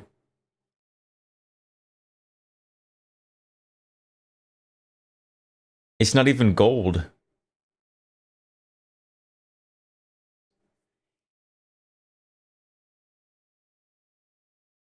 Uh the store clearly hates dogs. The store clearly hates you. Boring guns. Looking at their boring guns. Shop all boring guns.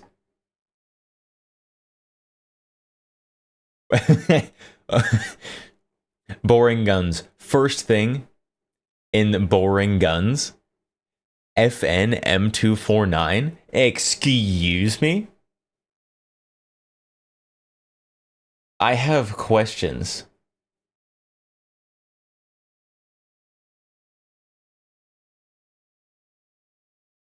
I would rather have this than anything I saw in their exciting guns.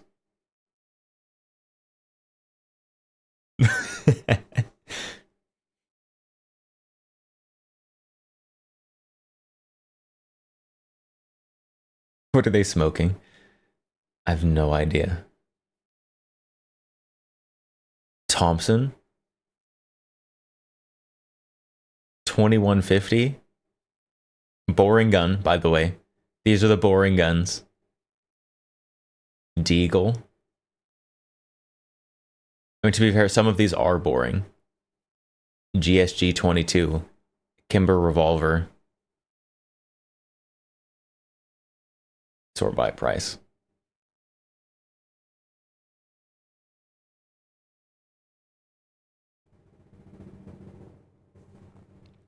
And Barrett Bar Mark 22. Boring gun, by the way.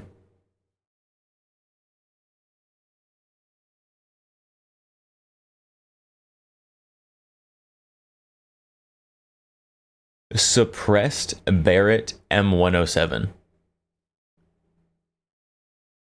Boring gun, by the way. Just so you know, boring gun.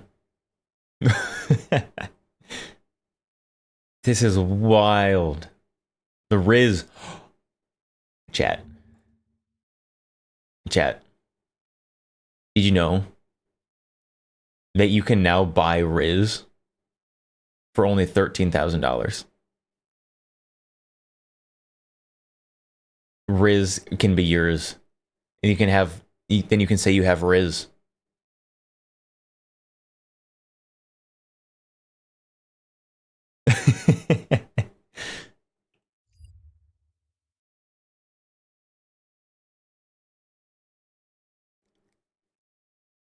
Bunch of M249s. Barrett MRAD. Rizzini. I know, but the other ones, they actually spelled out Rizzini. Rizzini USA. They didn't spell out the one. It just said Riz. Wait, go back. Stop it. Stop it.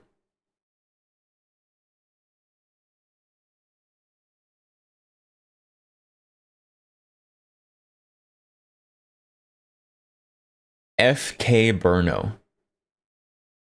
Boring gun. How do they have Turkish guns in their exclusive and premium category? But they've got FK Burno in boring guns. That's wild. Steyr HS50.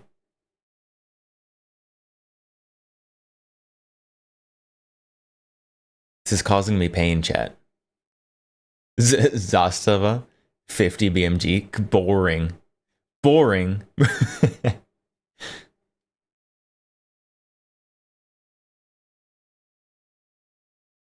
They can mark up the Turkish gun with the mustard Cerakote, apparently. Proof research. Proof research. Chat, I might offend some of you. I think proof research, high quality, very high quality, kind of boring. I'll give that to them. Every single kind of Barrett MRAD.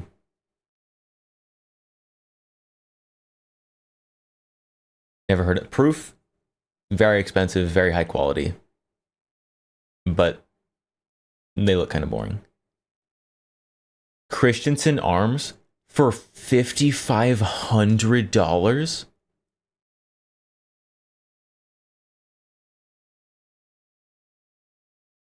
No.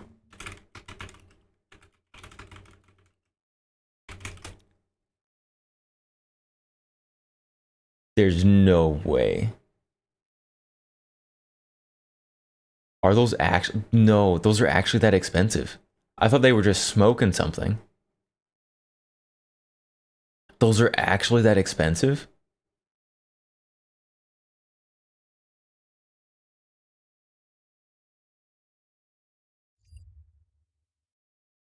Okay, never mind. I guess that's just what they'll sell for. I've never seen a Christensen arms for $5,500. They're usually like $2,500 or less.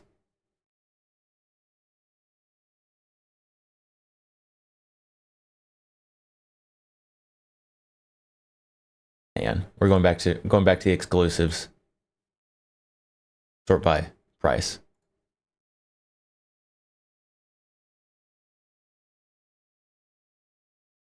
I want guns. Guns one guns and firearms. I don't think that's right.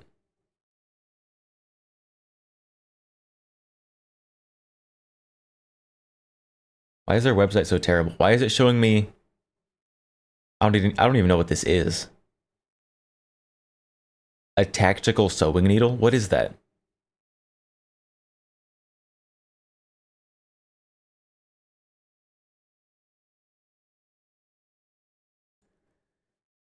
Lots and lots of knives.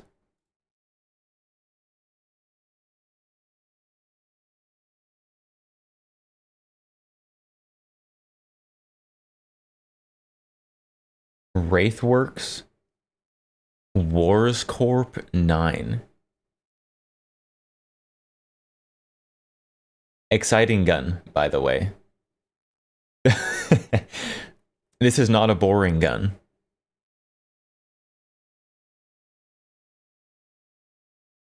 Cleaning rod head? Maybe.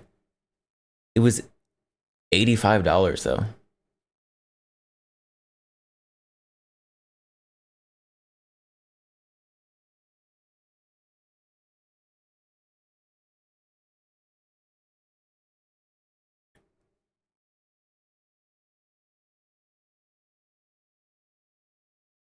Wait, They have M249 in the exclusives as well? Just with a different picture? Why?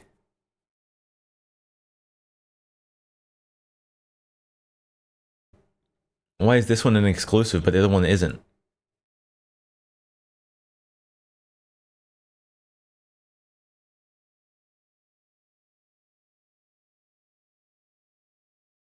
Oh, is this one used? This one is used.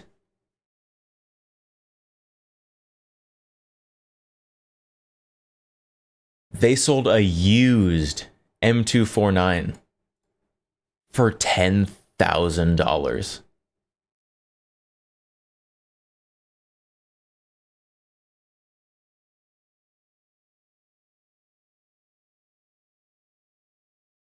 That's wild. It says factory new. It's got wear marks on it.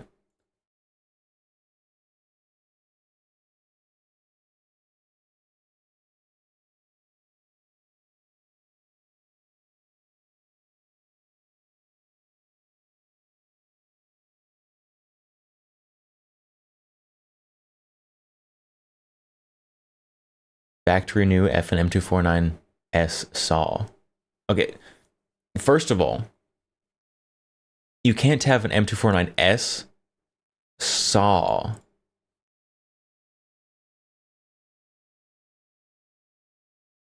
The S stands for semi-automatic. You can't have a semi-automatic squad automatic weapon.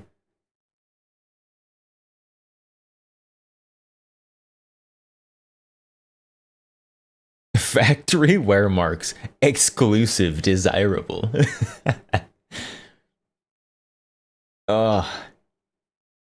It very well could be a blem. It very well could be a blem. That's why it's in the exclusives category. And they just call it an exclusive and sell it for full price anyways. That's crazy.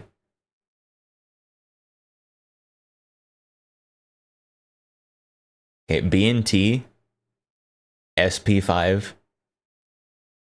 Okay, that one deserves to be here. That one deserves to be here.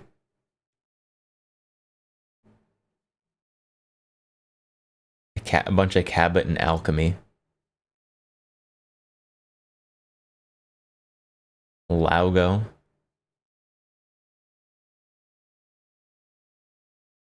Bull Armory?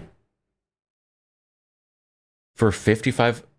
I thought Bull Armory made like budget 1911s.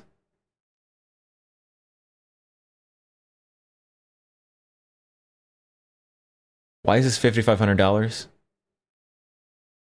These people sell guns to people who sit in the car, who sit in the chair in the corner of the room.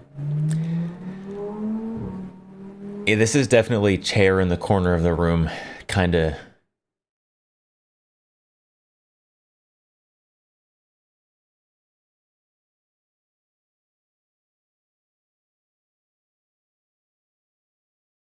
$24-karat gold-plated Century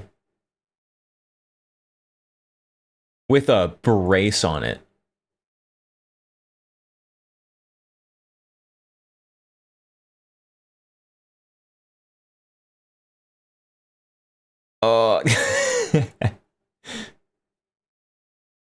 Chris, I'm looking at this site. You're getting angry.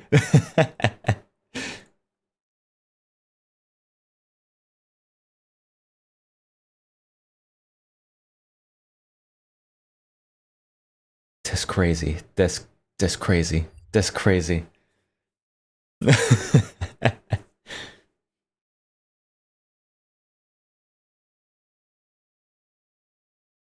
Should you get this 6-inch or 8-inch AP5 when you can afford it? I mean, which depends on what you're looking for. Which action movie do you want it to look like? The Bull Armory had a red dot on it? Oh, okay. Okay. That's what added the thousands of dollars to the price tag. For sure. The rich people version of buying trash designer clothes, buying trash designer guns.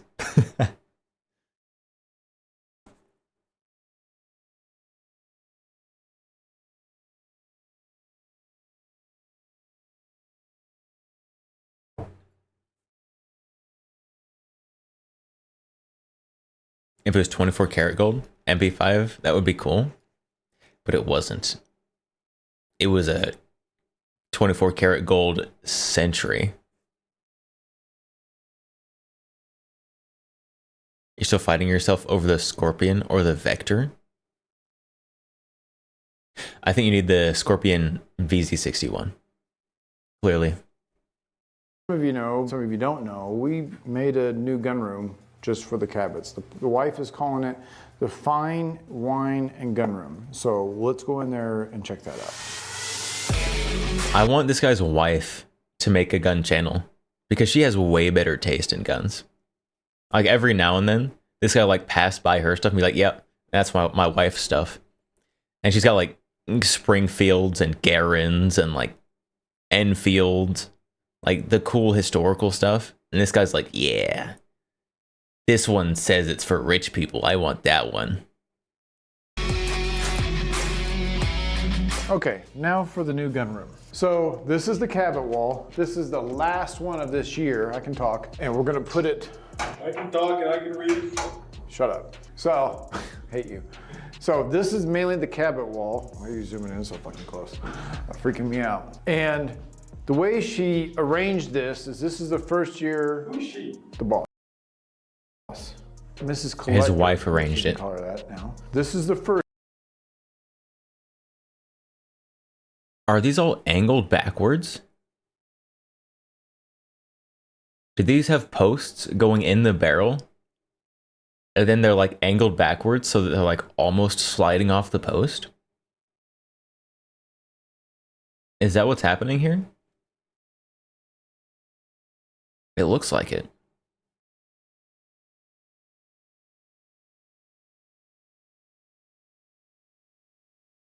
Guy's wife makes him sit in a chair, but in a hotel 3 towns over because he was crying too much. What did I just read?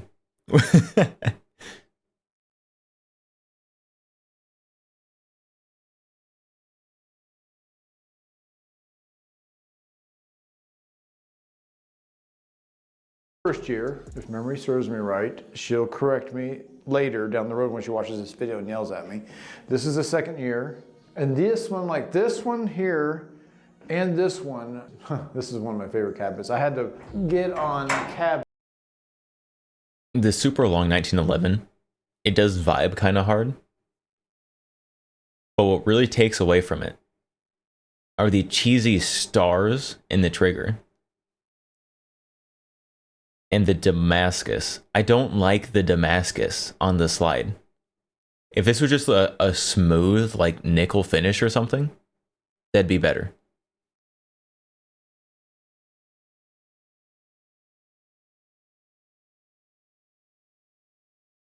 The owner of it, Rob, let me buy this. This one's got meteorite grips on it. It's chambered in 45. I call it the RoboCop gun just because it's long like the gun in RoboCop. But I like it because it's a prototype, number one. Number two is Damascus and it's meteorite. It's too fancy to scatter 45 ACP around. So he scattered wine corks. That one, I think I paid around 12 grand for is what I paid for it. And I think that's one of my favorite 12 grand pistols I've ever bought. So then you get into the double dragons, like these two. This is the right-hand side, and I'm sure there's some some jokes you can make that he's into double dragons. Then you have the left-hand side, so it's double dragons. So those each were around 12 grand to give you something. Chad's favorite. Gotta mention it. It's called the Hawk.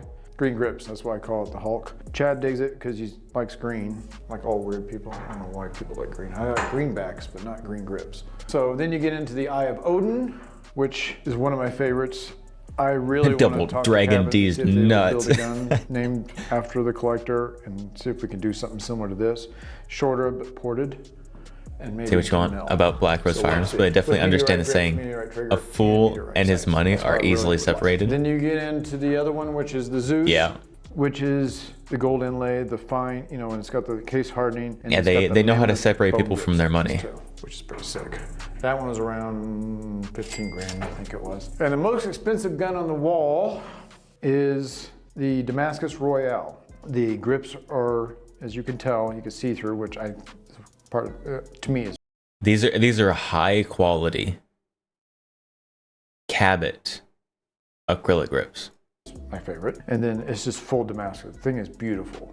40 grand is a lot for a gun. It shoots like a 40 grand gun. We need to put different rounds in there that is real gold. That's my next project. They did one year have shotgun, which is right behind Chad. It's a Perazzi. I have shot this. Some of them do look nice, not that nice. Yes, some of these do look when we were shooting skeet. Nice. And that's ridiculous. But like maybe $2,000 nice, not $20,000 nice. Named after the collector, and it's going to be similar to this one. I don't remember the name of it, and thank God my wife came up with this book idea. Instead of putting labels on all the guns, she did the book, which tells you each gun what it's all about. So I think it's got a menu. Sick. But tell me what you guys think. This is what I'm thinking. This size of a gun, ported 10 millimeter with an optic cut, meteorite grips, meteorite front rear sights, meteorite trigger, single stack. Tell me what you guys think, and full Damascus. I think it'd be pretty sick. Oh, and it may be why would I want gun, meteorite sights on a gun? It's a carry gun that I've ever owned, but I think it'd be pretty slick. So on this wall, so I've moved some of my guns into this room, A, to fill the space, B, to make more room. It shoots like a $40,000 gun. Guns. So I have an alternative motive. So you've got some. It better shoot like an AN-94. You've got your watchtower, the two Berettas, the high-end Berettas. $40,000 is so much money. My favorite, the Sandhawk. That's one of my favorites. Chad's favorite, what is that, Chad? Agency Arms and Nighthawk. Yep, and mine's cooler because mine's camo. What color is yours? Is black, right? Black and gold. Black and gold, your two favorite colors. So, oh no. And I believe they both have mall ninja taste. Kill me for it, but that's mammoth grips on that, case hardening. I think they're going for around 7,000, but that's one of my other favorites. So you got numerous revolvers. I need to learn more about revolvers, guys. This is not my forte, not my type of gun. I love them. Are these his wife's? Cool, but it's just not me. It's just the way it was. So I want to learn more about them. Maybe I can get Mitchell to come out here and help me out with that. This is one of the wife's favorite guns. It's a Walther German, and it's never been fired, even from the factory, but it's hand engraved. It's beautiful. Don't make guns like that. Historical German hand engraved Walther. See, that's like a museum piece, and it's his wife's. Engraving like that anymore.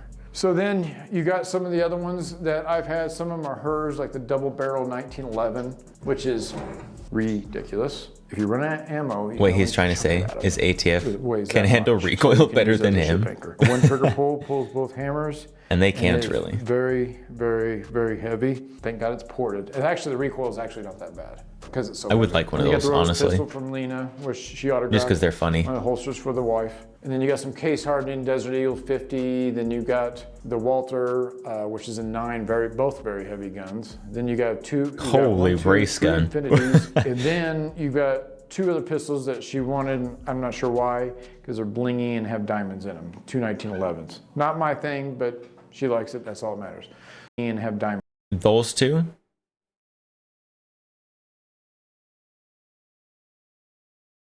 Not my style. But like, just looking at it, better than like almost all of his Cabots. Because they're blingy and have diamonds. Kind of clean. They are clean. Not my thing, but she likes it. That's all that matters. So the wines, I don't know crap about wine. I seriously do not. I used to drink wine. Good barbecue gun? What is a barbecue gun? So, because it gives me a headache, that's why I don't touch it. So that's stuff that's just there for show. I know she's gonna get some good stuff and put them in here, maybe put wine racks. That's the plan. Maybe I'll have a sip then. It's just for show? Why would you buy food and drink for only show? Is that maybe that's just I just don't understand that because I'm not rich enough. If I'm buying a food or a drink, it's because I'm going to eat it, not because I'm putting it on display.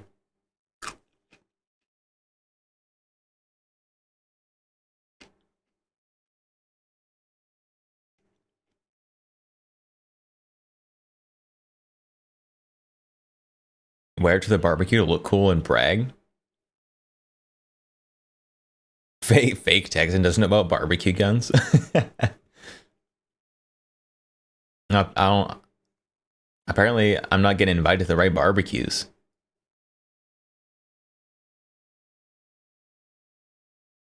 Real Texan. The barbecue gun is normal gun. I'm gonna show up to the barbecue with like the phalo slung across my bag. Really flex on everybody. It literally flexing just to carry it. Just to carry it around at a barbecue.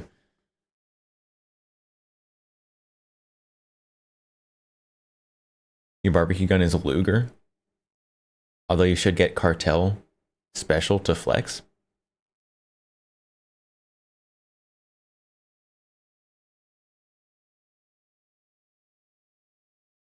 Now, most of the guns that I would like carry for fun, for show, other than the waifu 1911, of course,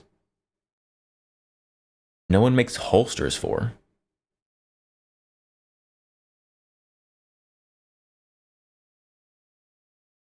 I guess no one who makes a holster for a VP70. Like, no one makes a holster for a Calico. When's the last time you saw an Automag holster? Custom leather holster.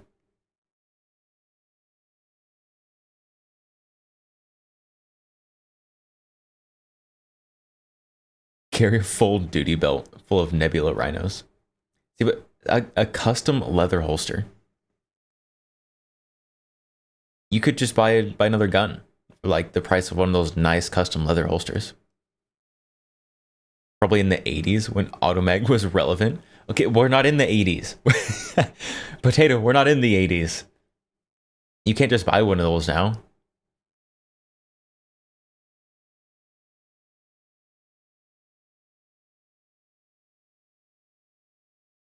A brace of rhinos on your chest, like Blackbeard. A bandolier full of rhinos.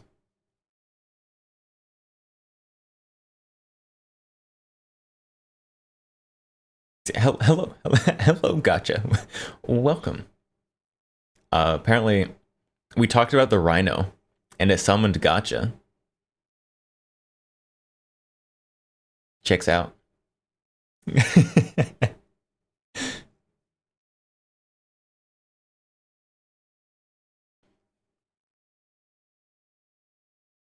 The guy's long 1911 could have bought an AMT hardballer. Yeah, but then it wouldn't have said Cabot on it.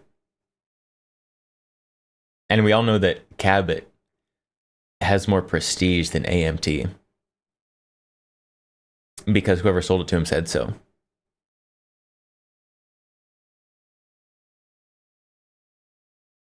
Gotcha, here's Nebula Rhino and has been summoned.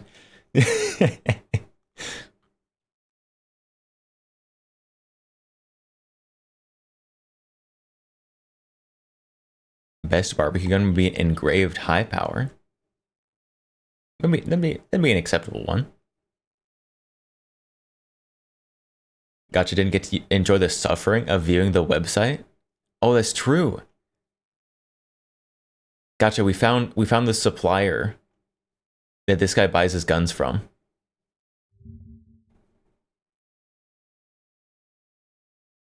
Black Rose Firearms. They have their guns split into two categories. Exclusive customs and boring guns.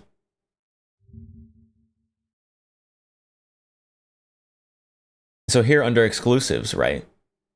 We have really fancy things like Foztech, a literal underbarrel chainsaw, Turkish pump action shotguns, the Life Card revolver from Standard Manufacturing, Ruger LC Charger. This is the exclusive custom guns here, of course.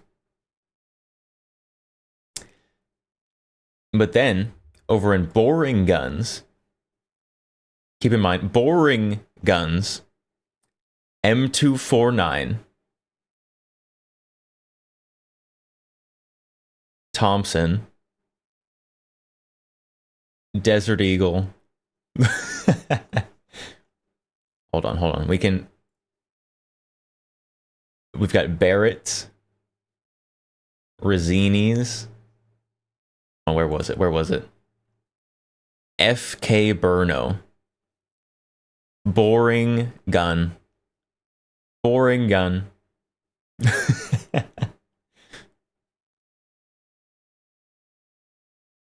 Zastava 50.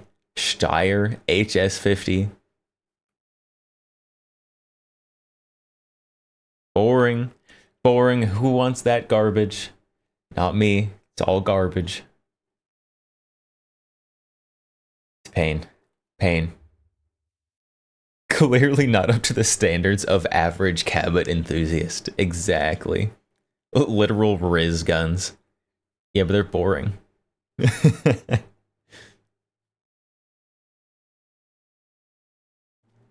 And we're watching this guy give a tour of his Cabot wine room. Oh, those are Cabot wines, yes. Yeah. Cabot, I believe, owns a winery, and that's some of their wine. I take that back. I tried one of the bottles because they sent me one to open, and it wasn't actually that bad at all. But that's not one of my things I know a lot about, that's for sure. But Galotech.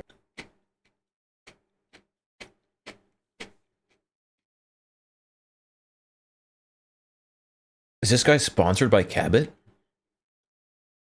He just said they sent him wine.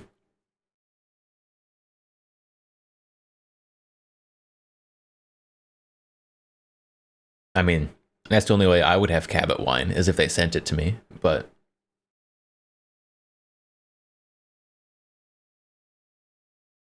Crazy. This room needed drywall repair. Cabot, the Punisher skull sticker of guns. My brother came out and helped me out with that. And then they helped me put the Galotech, was nice enough to send me some stuff. I love the Galotech. Like, it makes things a hell of a lot easier. We went with the brown just because it goes better with the tan. The couple of things we ran into, and I didn't know this, because in the other room you guys saw the edges are done. And when I called Galotech, they didn't design these bottom pieces to be on the edges. So now I've bought extra ones to put on the edges, and had to put a little bit of extra magnets on it for them to stay. But I think it just makes it, I don't know, what's a good word for it? Finished. Finished, yeah, thank you. It's a good way to finish it off. It just looks complete that way. But I don't think the pegboard gun wall looks finished in a wine room. I think it's pretty nice for just a gun room, right? But a wine room? I feel like you need something classier than gun pegboard. But next year we're gonna have more Cabots coming. There's gonna be 6 of them. I'm assuming she's going to put those on top and just gradually work our way down to the bottom. And then we'll see what the other new collection they're gonna come out with, and hopefully we'll buy those. Be my guess that we will.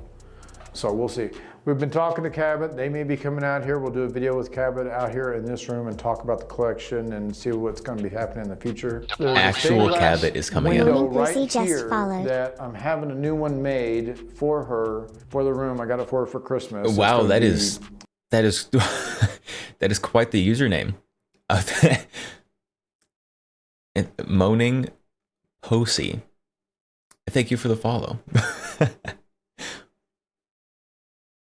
He's clearly the #1 Cabot simp. Yes. Yes, he is. The fine wine and gun room. It's not going to be, the wording's not going to be on there because it's two-sided, so one will look correct, the other side will look backwards. This one is going to have some pistols on it and some wine, so I think it looks pretty cool. But I really like this room. She deserves it. She's the one that's been wanting to do it. But there's close to just over $500,000, probably close to $600,000 worth of guns in here, which is... What is that?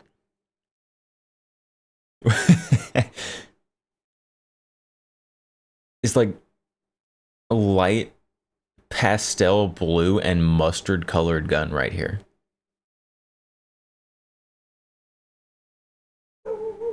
That's gross. This is awful. His wife's boyfriend tells him Cabot's are the best 1911s.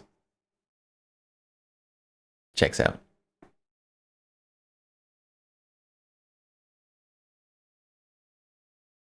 It falls out at 600K remark. That's so much money. If I had $600,000 to spend on guns, I would have so much cool and unique stuff. Not like 36 slightly different 1911s. Crazy. I'm very fortunate, very lucky that we're able to do this. That's for sure. It's pretty bad, but I hope you guys enjoyed the video. 600,000 could buy you so many high points. How many high points can $600,000 buy you?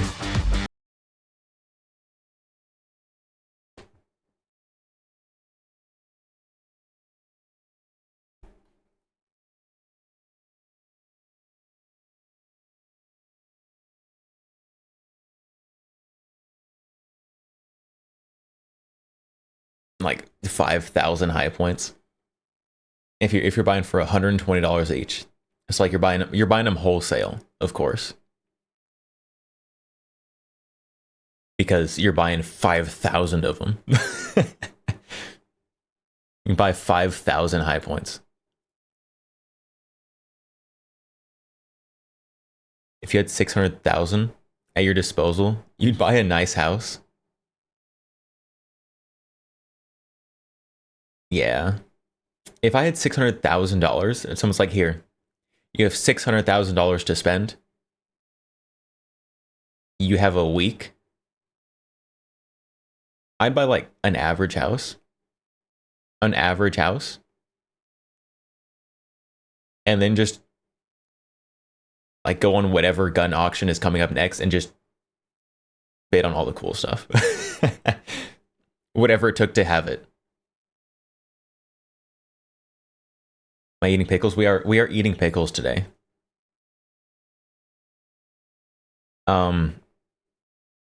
We've made quite a bit of progress. I feel like I've eaten so many pickles. Although we are getting down to the point I'm gonna start having to drinking pickle juice so that we can actually see the progress of the pickles going down.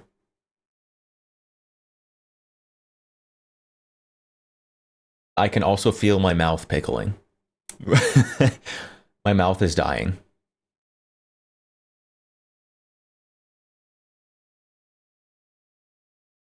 You love the brand for sliced pickles? Best made? Best pickles, for sure. I don't know what it is. The ingredients look pretty much the same as everyone else. Whatever they do, those are the pickles to get.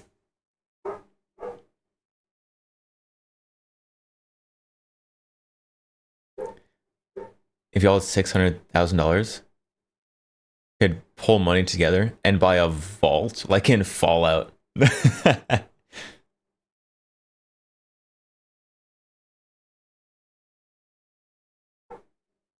To answer my question, that blue one is the Cabot Icon Royale from August 2023.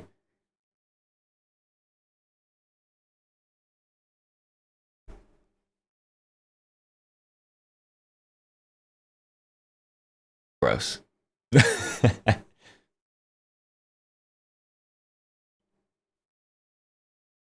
Pickled man. I'm literally pickling myself live on stream.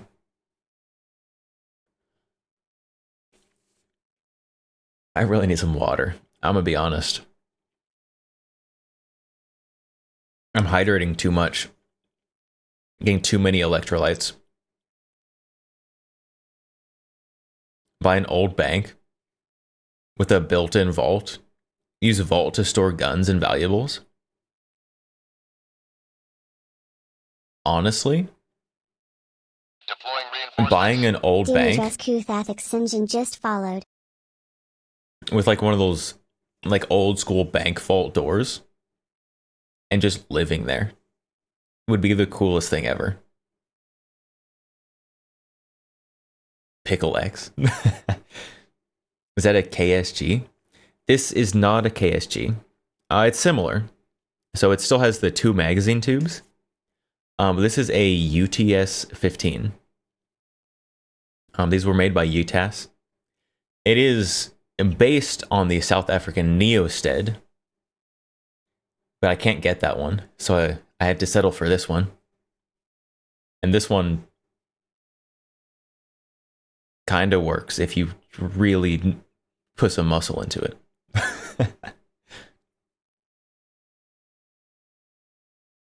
You think you remember the UTS 15? The UTS 15 is really a hit or miss. Some of them work and some of them don't. I unfortunately lost the buying it and got one that doesn't work very well.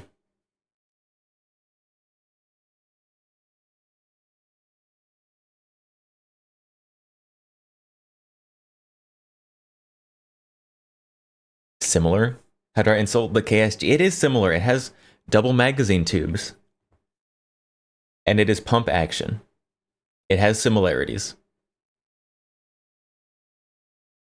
Real or airsoft? Yeah, all guns that I show on stream are real guns. So I don't own any airsoft guns. All guns on stream, real guns. Which is neat, and why I can't stream on YouTube.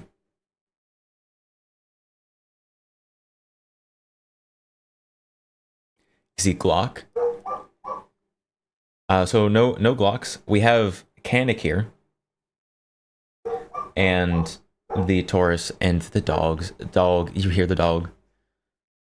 Hold on. Give me 1 second. I got to deal with dog. I will be right back.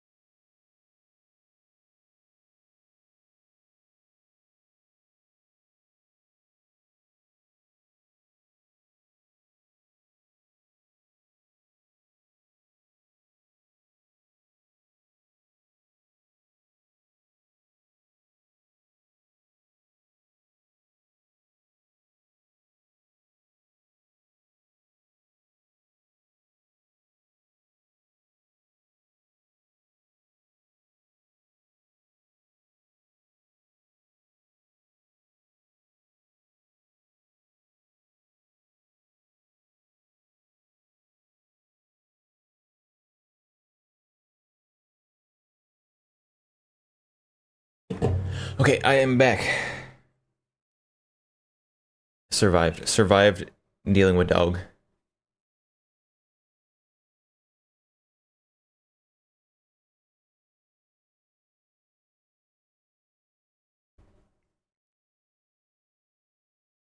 Thank you for the follow. Dimitrescu.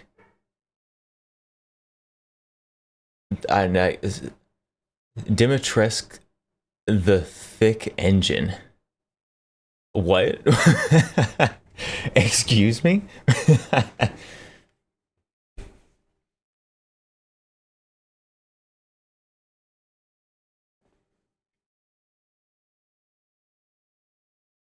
Or what did I miss? What did I miss?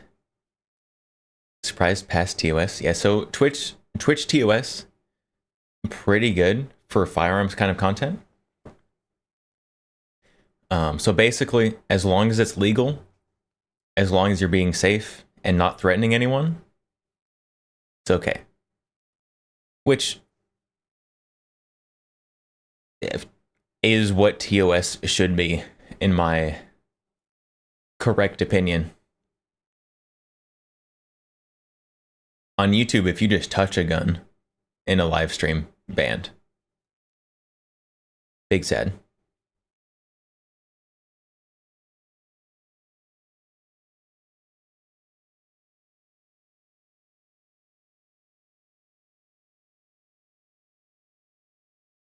Post office you visit for work every morning was a bank a long time ago, and it has a big, thick steel vault door. You know what they use it for? But it looks kind of like an office is in there. Imagine your office being in a vault. That'd be pretty cool. A tiny keyboard, big, a big what? A big glocky chalky. Oh no. Oh no, that they play Roblox for sure. There's no way you can type out glocky chalky and not play Roblox.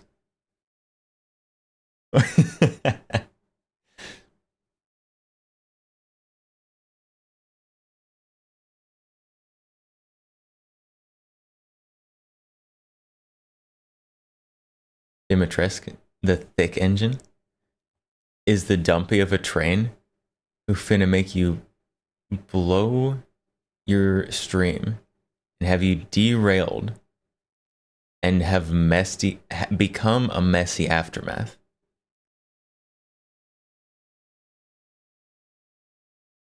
What? hold, pause.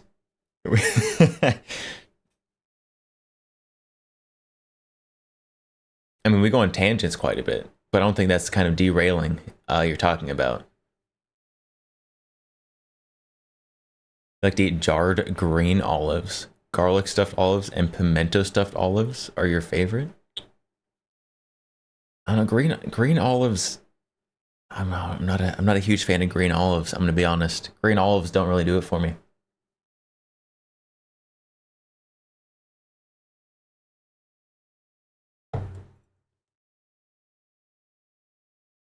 You've never played Roblox ever? You're just generally cursed? Okay, fair enough. I think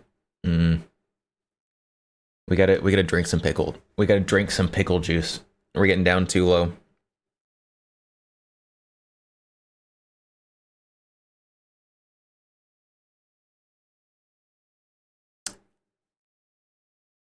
That's strong.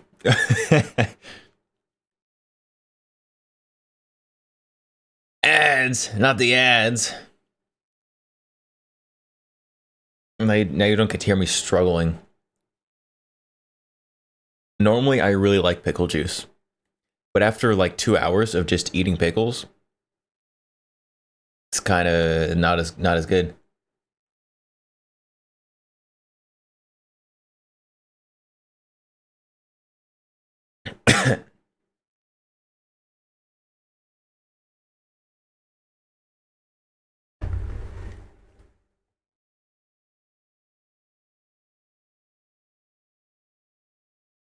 Oh, my eyes are watering a little bit.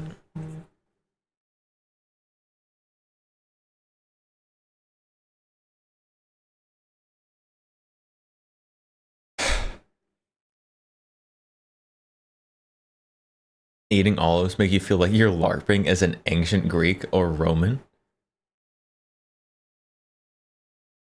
I can see that. I can see that. That makes sense.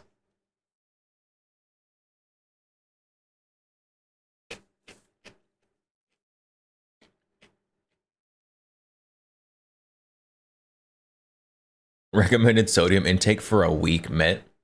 Yeah, we did the math earlier based on the nutrition facts. I don't think I'm gonna get through this. I'm struggling already. And we're only like 2.5 inches down the jug of pickles. What is the sodium? So it's got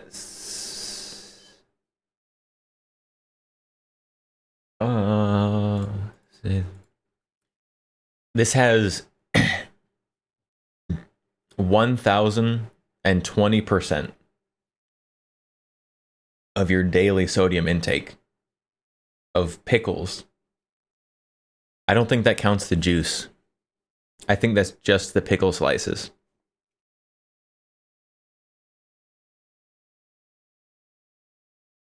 Black olives are good too. Black olives are good. I do enjoy black olives.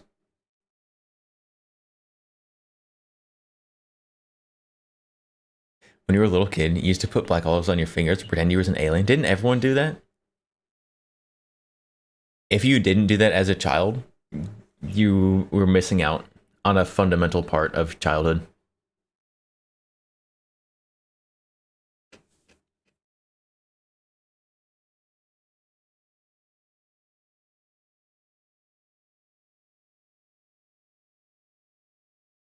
Like black olives are just like perfectly shaped to fit on a child's fingers.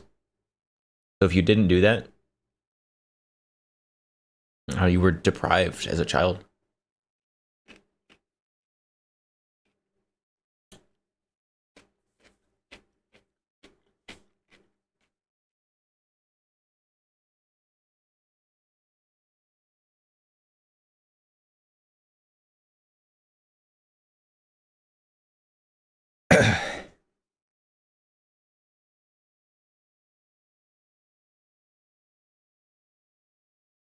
Oh no, you were deprived of olives. How will you ever go on?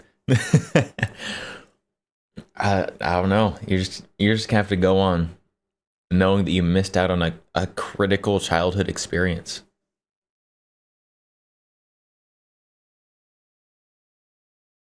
It's very sad.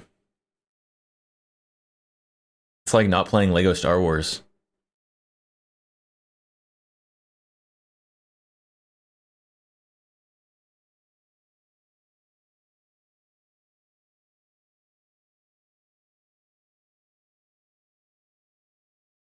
Which Lego Star Wars?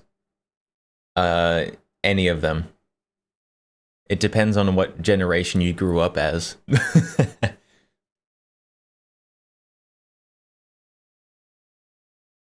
When did the first Lego Star Wars come out? It's been around forever.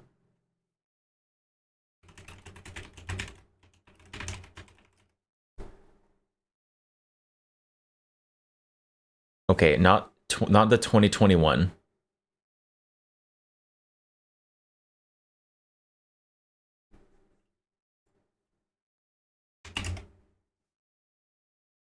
Not 2022. The first one.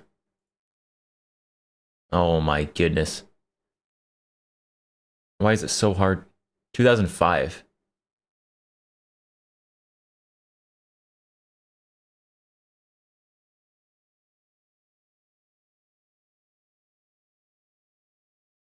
Was it really 2005? Yeah. Yeah, I guess so. I feel like Lego Star Wars has just always existed. But I do think it came out on the GameCube.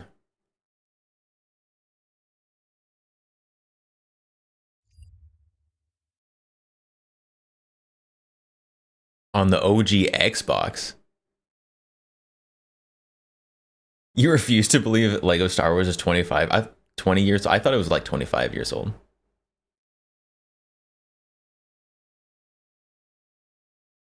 You like the Army Men games on N64 and the original PlayStation?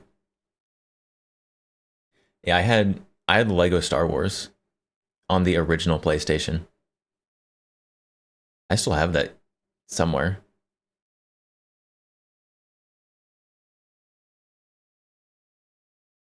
Wherever it is.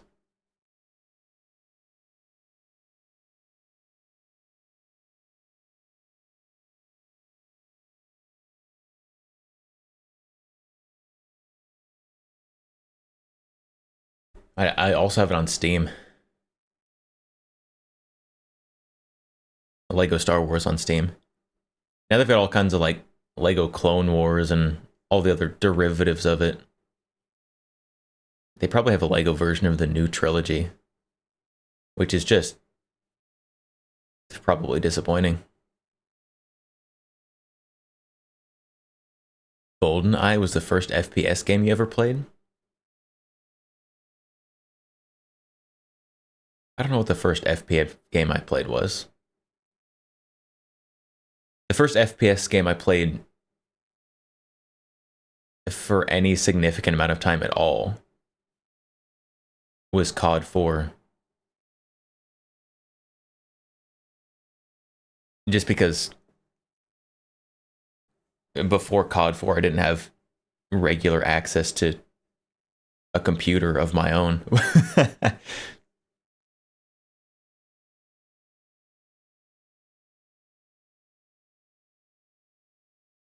I don't know, I never was and still don't really like first person shooter games with a controller. It just doesn't feel good.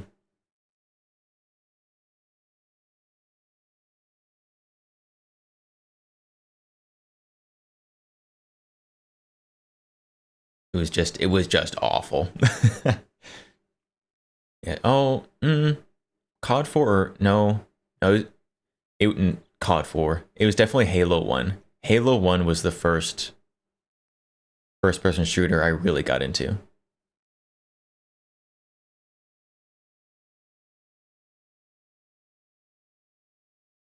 Halo Combat Evolved on PC. Back before they made it an Xbox exclusive. COD 4 multiplayer was the funniest COD game. COD 4 multiplayer was the greatest thing ever. It's too bad Call of Duty sucks now. And they don't use the real guns. I mean, they kind of use real guns. Legally distinct. Copied their homework, changed a little bit.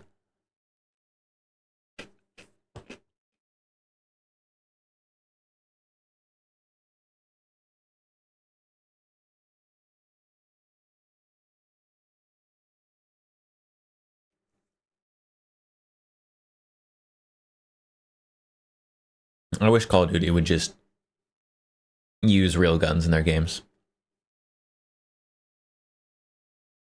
And there's no reason they can't, honestly. Like, there's other games that do it.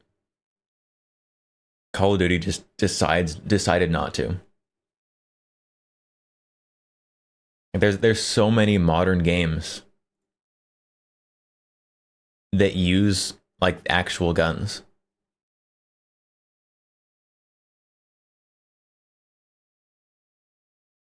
But Call of Duty's just like, no, I don't want to.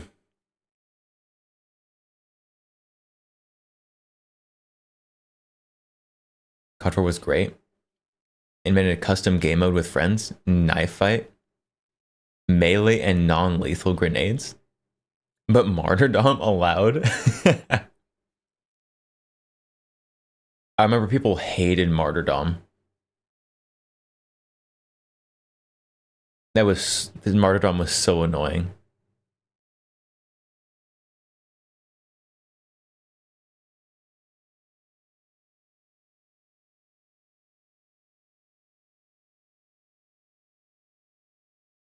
Probably tired of Brady and the like threatening lawsuits. Maybe. But they could also just stop being cowards. Like, there's so many other companies that aren't, like, cowering and giving in to all those idiots and just actually using real guns in their games, which is so much cooler. I'm going to be honest, if in the next Call of Duty game, if all they did was just start using real guns again, I would be seriously tempted to buy another Call of Duty game. But instead they're just like making up guns based on real guns.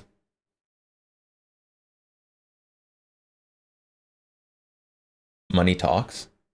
I don't know, apparently money isn't talking to all the other companies.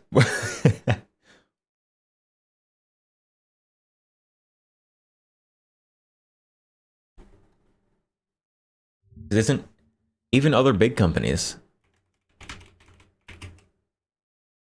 What's the most recent Battlefield game?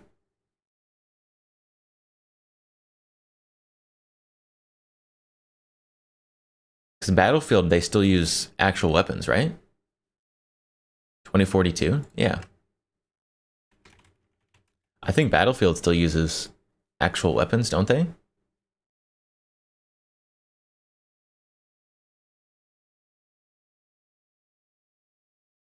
Yeah, they do.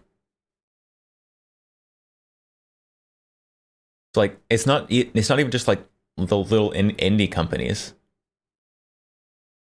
that are being like, "Oh, let's just use real guns."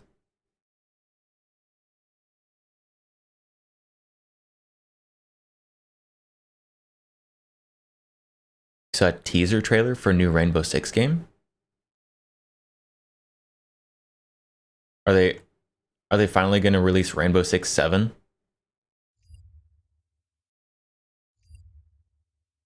I guess Rainbow Six 7? Rainbow 7? Are they going to release Rainbow 7?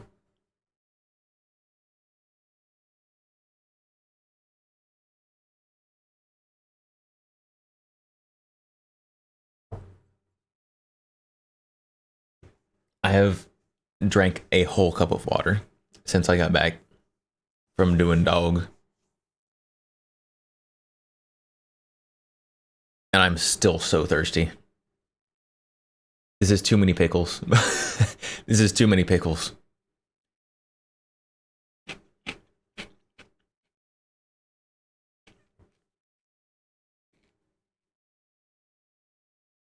Ugh.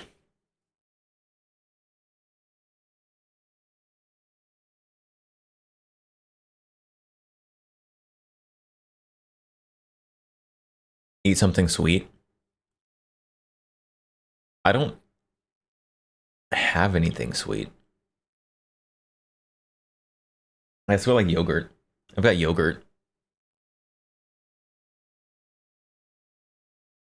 And some cereal.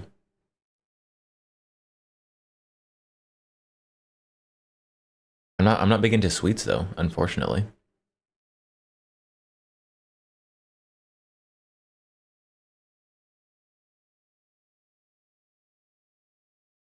If you've got to eat a spoonful of sugar. What? Just a spoonful of sugar? That sounds awful.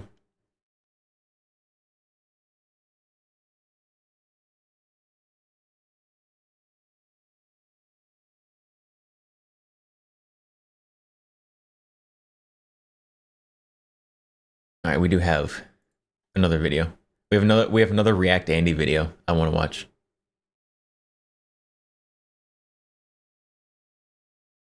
Or honey. Honey is good too. Honey is good. But also, honey is expensive. If I'm going grocery shopping and I have to buy honey, honey is like half of the bill. Honey is so expensive.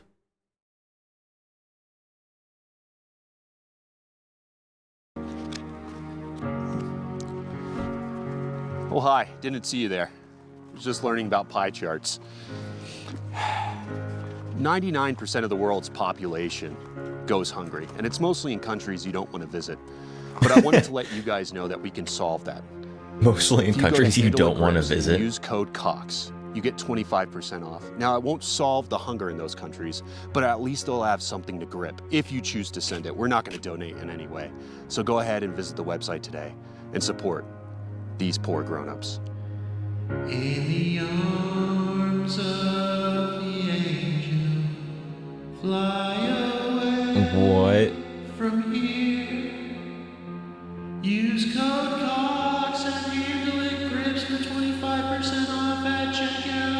This is the most unhinged ad I've seen in a while. What is going on? All right, guys, we're here with another video. We are at beautiful Defender Ranch, home of Tier 1 concealed, not Tier 1 concealment. Get it right. Anyways, we're gonna be doing something. Hopefully that doesn't make me look like a complete idiot. Tell you about the I say game that as someone who trailer. acted like a professional. He doesn't want to watch that. No, not what? We're Not gonna this. see Don't want what to it watch takes this. to beat a grandmaster. And if I just shit on him, You don't want to watch maybe it'll Mr. just turn Cox? into a gun game. So we have Sam. You might recognize him from the last video. He's the guy who won that competition. So I always go to this guy when I'm bugging him for advice because I don't like to think on my own. It's true. Can't confirm. I was hoping you would just introduce yourself. Oh, yeah. Yeah. Hi guys, I'm Sam. I'm here to. Why would he introduce himself? So You just introduced him. We have. Say hello. Oh, Hello. Is that snow? That was kind of high. That was suspect. So we have a Gross. bunch of guns here. Pretty much, a lot of them is what I just took out, I grabbed, and essentially what's going to happen. Oh, a high point? Is Sam is going to start out with his regular comp setup, and then he's going to move to his EDC.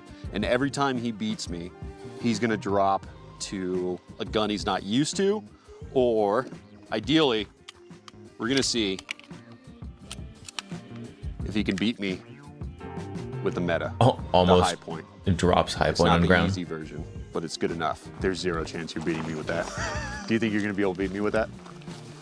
It depends on what you guys are doing. If I do I get to keep the gun? If you beat me with that, you can keep the gun. Okay, so I'm definitely losing on purpose then, because I don't want it. Okay, well, I was going to say, as long as we fill out the proper 4473, so that way my family doesn't get murdered. I thought I told you to throw it in the river. I didn't shoot it sideways, so they never would have suspected. Okay. And here's the stage. So Sam set this up the way he likes. You have a start position. Actually, you explain it. Did they put down Yeah, fake so grass? This stage you can run it a couple of different They ways. put down I'm not fake gonna tell grass in the Charlie snow. The way that I'm going to run it. We'll let him shoot it first, and then I'll show him the proper way to do it. Why? It's a 20-round stage. You've got a couple of different positions. You got to get all the way up in this corner here. There's a hidden target and a popper up in this corner. And then you're going to have to come all the way back over here to a separate shooting area. We got some targets over here, and then we've got a popper which activates a swinger. So we'll be shooting a swinging target there at the end. Or at the start, whichever messed up way Charlie decides he wants to shoot this. So this is the first stage. We're going to change it up a little bit as the guns get worse. We'll make them easier, obviously, for me, I think. That's the way I had That's it not planned. happening. Make That's not the happening. stages You're easier. a grandmaster, dude. Act like a grandmaster. All right, guys, we want to welcome a new sponsor to the channel, Optics Planet. Use code COX for 7% off. Now watch this for.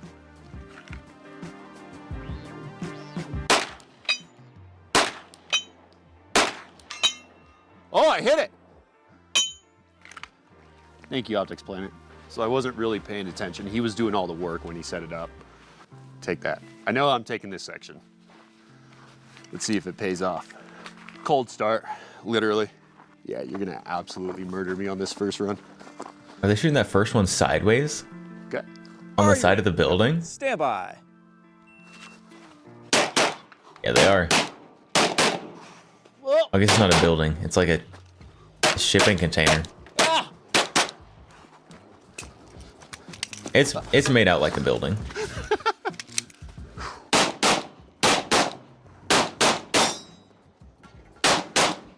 That was absolutely terrible. All right, I'm taking my hoodie off. Hoodie's coming off. 1990. Hoodie's coming off. It is that was rough. literally snowing. Don't take the hoodie Man, off. I knew I was gonna push too far. You trying to do like a hit factor? What are you trying to do? Yeah, we'll do hit factor. I grabbed my mag, and it was like that. That sucked. Then I watched it fumble on the ground. The good thing though is I'm just gonna run it again. Dude, and then approaching that steel over there. Miss. Miss. Did it fall? Yeah. Sweet. It just took a couple shots. I was It trying to looks hit so on the moon cold. on it. I got more Charlie than It was like Alfred. 40 degrees today. What's that? Like which a was too 4 hit cold. factor? Oh my, 3.86. Kill me now. Blah, blah, blah, blah, blah, blah. Are you ready? Stand by. All right, Grandmaster time.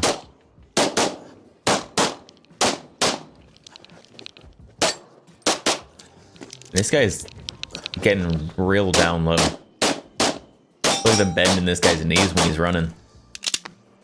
All right, well, it's the Jello shots made the difference. 13.63. He didn't even get 2 alpha.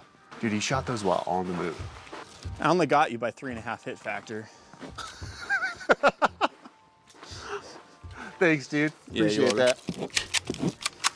Yo, shout out to Badlands. I'm starting to get like Jello shots for a making real it weird like possible for, metallic-y aftertaste. Sans just crush. On the pickles? I have no Is that- clue why I told is that him normal? to shoot Jellos with Is this that- comp gun. I should have given Am him I like having a defensive stroke? loads or something. Yeah, those are pretty nice. Never shot those before. So we both stepped in on this target. This target, if you come from my angle, you can see it through this window right here. So Charlie got sucked into that target and he shot this one. Then he came back out and shot this one, which then he overshot this position here, so he had to come back for it. So that cost him some time. So I chose to step in, shoot this one, cheat to sort of this side of the fault line. So I'm lined up better for the 2 through the port. Shoot this as I start to move, and then I can flow right. Oh, this guy's gaming the system those here. 2 targets into a hard charge here. I shot the steel coming in on the move, and then as soon as I was done shooting this target, I started my reload. And then after I did my reload, once I got to about here, I started to settle into position and shot these. It's just my settling taste in. buds burning up. And Nothing to then, worry about. Okay. Okay. Charlie, when he came in here, At least he shot the as paper, long as he it's shot nothing the to worry steel and about, was then waiting it's for the then it's all swinger. good. I chose to come in. Once I was done shooting the target with the no shoot on it, I sent 2 at the popper to get that swinger going because it takes a little bit to activate. So shot the popper twice, then shot the paper while I was waiting for the swinger to activate, and then was waiting for the swinger to settle in. So yeah, I think that's where I beat him on time. I also didn't drop my mag, so you shouldn't drop your mags. No one cares. So now he's gonna drop to his EDC gun. I'm gonna keep my comp gun set up, and he's gonna drop to that. And we're essentially gonna run the same thing. We're So gonna this, change I the mean, stage up later obviously on this when we guy's get still different just guns. absolutely But gonna let's see how destroy with his far down the EDC, list of course. just different setups, weird setups, and just shit guns before his fundamentals actually just, it doesn't matter anymore. I think he's gonna get pretty far, even with iron sight guns. Yeah, the way he settled in, I like that much better. The way he settled in on that one. I didn't even think about shooting that one twice, but the way he shot that one twice is way better. I'm copying that for sure. So Mr. Grandmaster is up in the warmth. Make sure you make Mr. Grandma's. Thank you, AI fun of him in the subtitles. All right, so this time he has his EDC set up, which is Just a stock Glock 19 with a dot on it and a light. Is it a T1C holster? What's that? Oh, look at this guy. EDC with a light. Tenacore. Oh, get the fuck Look at out. that tactical All right, so guy. I'm gonna steal his plan. So we want to see essentially those I don't have a light on my fundamentals EDC. at work and him just crush I do have a dot. with his EDC. So let me see if I could, if there's any type of redemption arc of any kind. I tuck my sweater in, so hopefully I don't drop the mag. Keyword in that was try, I think. Are you ready? Stay by.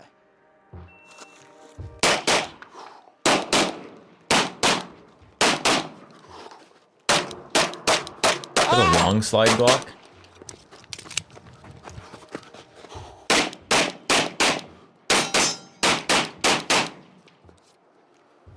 So I had some trouble on steel over there again, and I think I might have thrown a Delta, but not as terrible.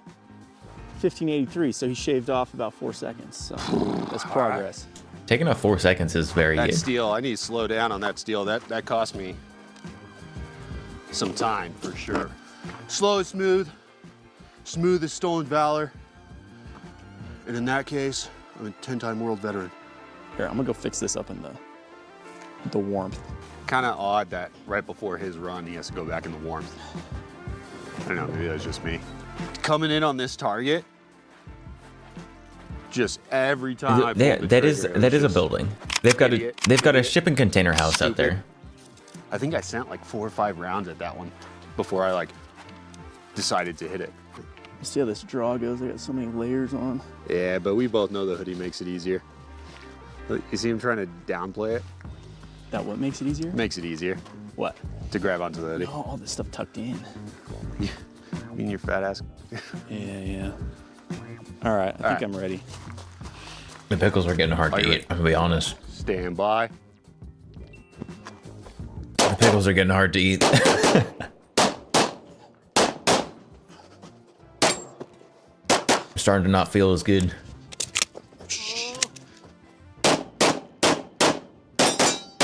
This is a lot of vinegar to be down in one sitting. Even though it is a pretty long sitting. 15.79. Fuck, dude, and he got better hits. Yeah, because what I got like 15.89 or something like that. Let's see. 1583. 15. What was that? By 0.04. Yeah, it was all alpha. Still was a whole hit factor less than my first run though. Yeah, but still 2 hit vectors ahead of me. So that was with a stock Glock. I don't 19, quite understand what hit factor still means. Put it to work. Not as fast as his original run, but is that just he easily beat adding me points based on with, just based on accuracy, and he got me on time, and he beat me. what zone you shoot in? I think. I suck. All right. I don't know. I don't know competitions very well. I'm gonna be honest. Yeah, do you have a spare mag for the high point? Yep. Let's see. You said, oh, this is a 40? That's a 40. And you brought ammo? The Smith & Wesson, the 40. I feel like the high point's got to be like the grand finale. That would be grand finale. Yeah. Probably should wait on that. But we have a Walther steel frame. It's supposed to get harder. I know, that's actually a really good gun. At some point, yeah, but it's iron, so we'll see. So essentially, that's a 34. What? No, it's steel, not iron. That's not the same thing. Ooh, that's nice. You're for sure gonna win, Charlie, with this. Oh, that looks like 2 world wars to me. This is the biggest. Springfield 1911. Shit. Do you have 45? That's 9. Oh shit. How many round mags are there? Dude, These are 3 10-round. Okay, because yes, it's first position. I might have to mix up my stage plan. If it won 2 world wars, can it beat Charlie? Because you'll need 2 reloads, huh? Yeah. Well, no. If I do it right, I'll have no makeups. Actually, I'll have 1 makeup in the first position. All right, Spicy, let's dude. do it. Here, let me go first this time. Okay. What the heck is this? It's a 1911. I think this will be Competition my main. second time shooting a 1911 ever. I gotta remember to turn the safety off. Are you ready? Yeah. Stand by. This guy's a grandmaster shooter, and this is only the second time he shot a 1911 ever. That's got to be some kind of sin.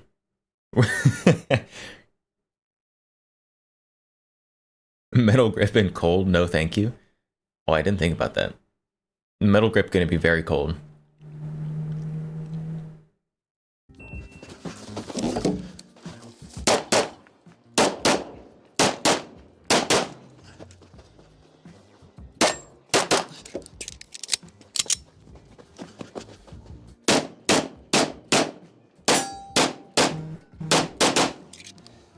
$17.17. So no He pressure still or did anything, but that run pretty right there okay. beat your best run so far.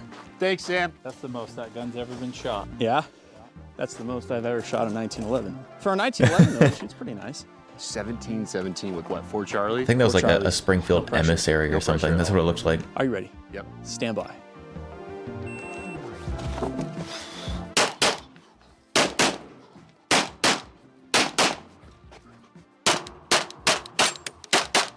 Oh, almost forgot the mag.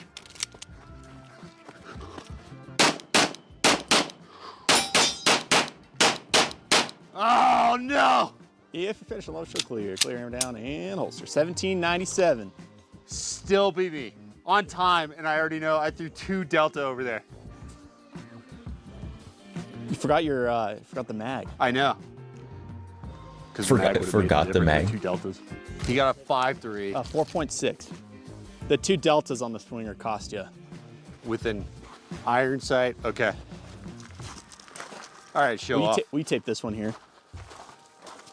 Yeah. Yeah. Competition guy is pretty good. Look at that, and a Charlie, that close. I mean, he hasn't used any guns that are just All right, what's objectively not good I was yet. gonna give him the 40 next. Oh. Was that? I feel like that's Yeah, right what were you gonna above choose? the high I was point. gonna give him the platypus, which is Probably better. Oh, yeah, that's probably better. No, you're going 40. You just stomped me with the 1911.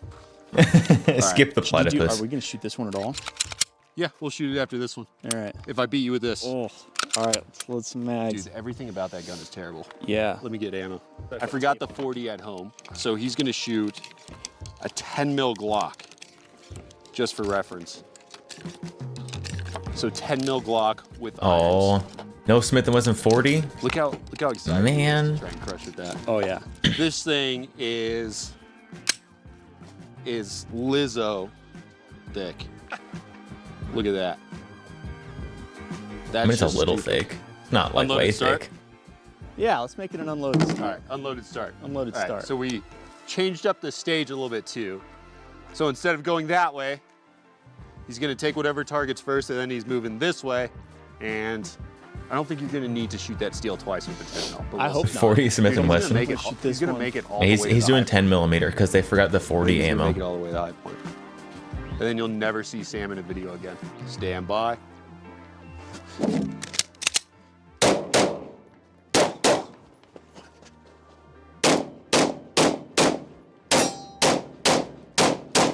His shots are a little bit slower with the 10 mil than the 9. Ninja_Tanuki just followed. Ninja Taniki. Guess what he got? Thank you for the follow. 1611. Welcome. 1611 with that. Isn't that supposed to be more powerful than 40? 10 mil? By quite a bit. It didn't look like it was kicking that much for you. That's wild. Oh, nice grunt style, dude. Mr. Cox. Getting Stomp my dumpstered flag, on. I'll lick my face. Yeah. Wait, what? So that was a 5.8 hit factor. So he's still, every single gun's still beating my original hit factor. Actually, I haven't gotten a hit factor that high. Stand by.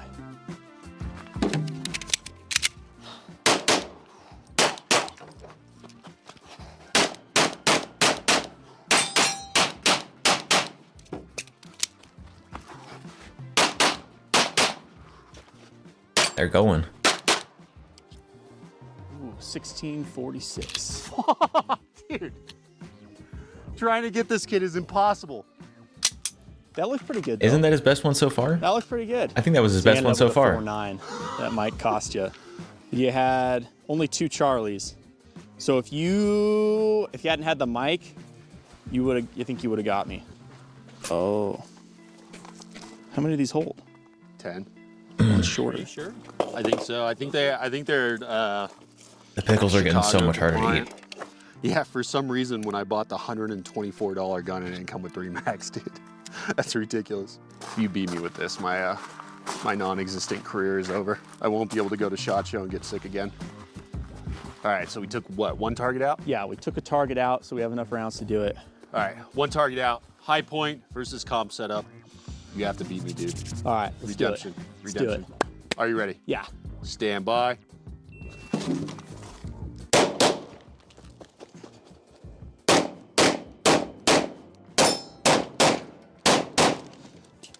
Hey, it locked open. Oh.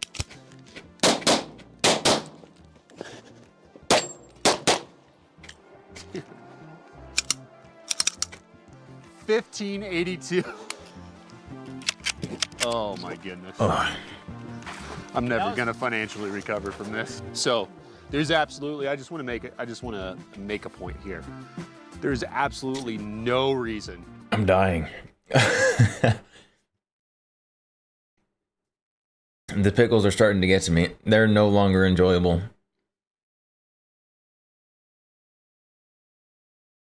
I should have gotten a scale so we could weigh how much pickles I've eaten.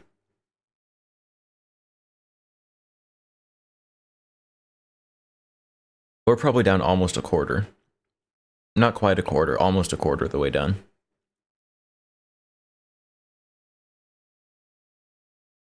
Which is over half a liter.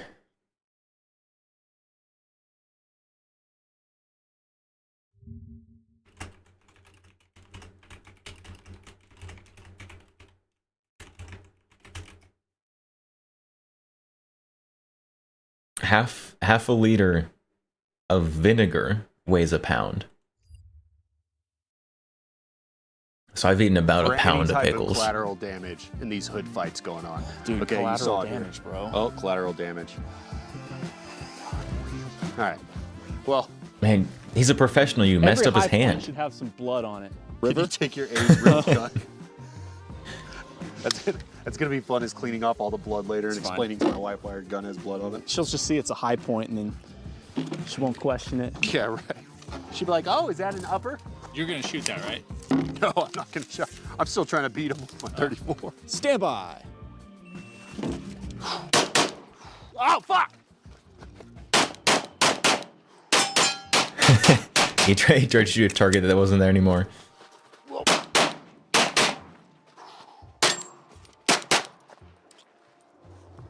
1426. All right, so he got me by about a second here. I transitioned to the non-existent target. That was sick.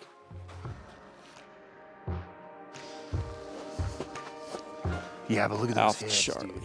I got you, bro. He got me with the high point. So your hit factor was a 5.8. Mine was Beat a 6.0. by a high point. What do I gotta do, bro? I don't know. That was supposed to be it. Yeah. That was like the grand finale. Yeah. Well, now shit. You know what that means is now video's not gonna be posted. Well, no, I have to take the high point home, which I did not want. Very cold day, but he won a what was the high point of this point. video besides just having another dude just dump on me all day. It was fundamentals. He took every single gun and just What is this shipping container room that they're in? beat me with it. Movement, I mean, even reloads on a crappy high point. Chad, it's everything not like where I that. live. Just So yeah, throw that that's out there. the takeaway from this video. A lot of dudes It's not even will any like switch guns, or insulation. they'll It's spend just a ton of money shipping on container a walls. better gun when in reality, you ran high point 1911, a 10 mil Glock, iron sights, your comp gun, your EDC. But the difference, and I ran my comp gun the whole time. Neighbors. The difference was Not the neighbors. fundamentals that Do you he has see- is far more do you see sound. this His snow out movement here? Is more sound, and it's just That's on awful. point. What's your thoughts and your takeaways on that? Yeah, I think like you do, like you Be said. nice. You see, Sorry, go ahead. yeah, you see a lot of guys go and they think they need to get a different gun to get better, and they try Just to buy oh skill my in it. goodness. Oh my goodness. How long have we been on the desk view? How long have we been on the desk view? What am I doing? See, snow? Oh, that means you guys missed him getting dumpstered on by the high point. Oh. We have to watch the high point run again. How many do these hold? 10. One's shorter. Sure. I think so. I think they're Chicago. We have to watch the high compliant. point run at least. Yeah, for some reason when I bought the $124 gun, it didn't come with 3 mags, dude. That's ridiculous. You beat me with this. My non-existent career is over. I won't be able to go to SHOT Show and get sick again. All right, so we took what, 1 target out? Yeah, we took a target out, so we have enough rounds to do it. All right, 1 target out. High point versus comp setup. You have to beat me, dude. All right, let's do it. Redemption. Is this mag sticking out? The mag doesn't even fit. Oh no. Oh, my stomach feels terrible. Are you ready? Yeah. Stand by.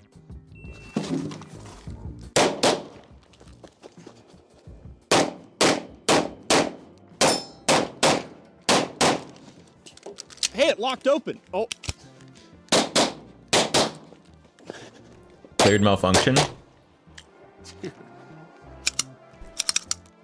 And he still won. He still won in the end. Range in your house, dry firing, with any gun, really. Sure, maybe not a high point, but You beat me with a high point. that might say more about you than it does about me. But Yeah, because even on the on your EDC setup, it was He from probably the beat me draw, with a right? high The point, I'll be time, honest. The accuracy, there were a ton of things. It's not just he shot better. It's he shot better. His movement, how he was acquiring the dots, or even his, with the irons, how you're acquiring those. Pretty much everything. Shooting isn't just standing there and look, I can build drone sub 2 seconds, right? Like I can do that. A lot of dudes can do that. Yeah, and take your word for it. I'm gonna fucking stab this guy. I wonder if I can bill drill in sub 2 seconds. Probably.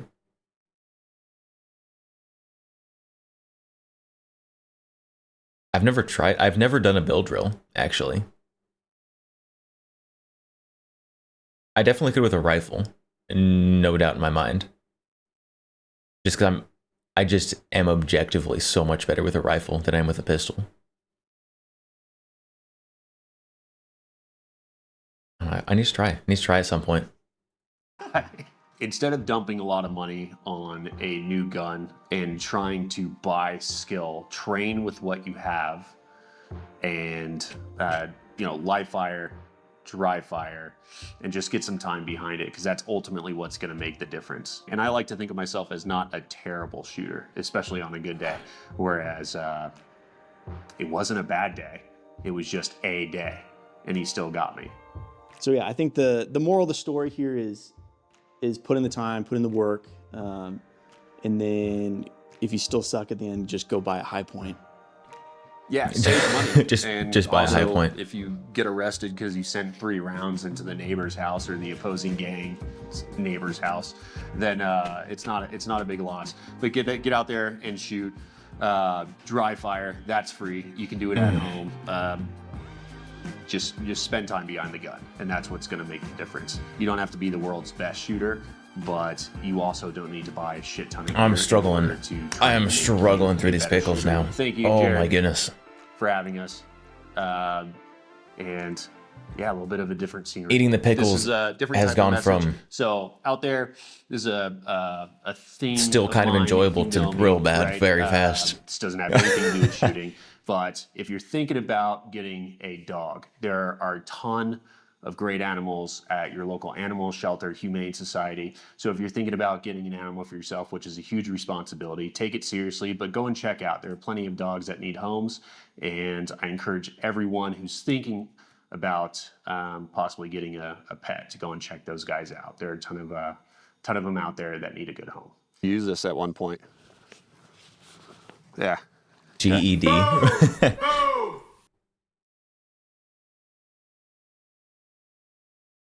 Should have bought spears instead. They didn't have spears in the big containers. They don't sell spears in the giant containers.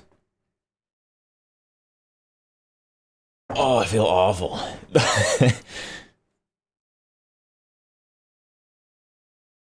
I've eaten over a pound of pickles.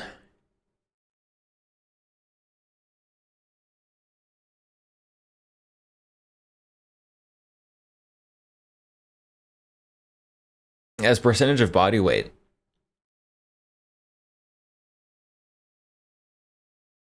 I don't know how much I weigh, I'm gonna be honest. I haven't weighed myself in years, probably.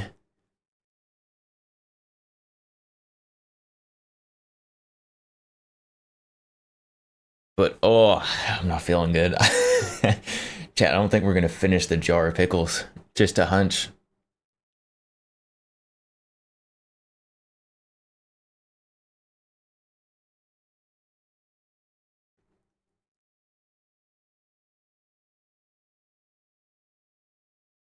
How long before on-stream vomit break?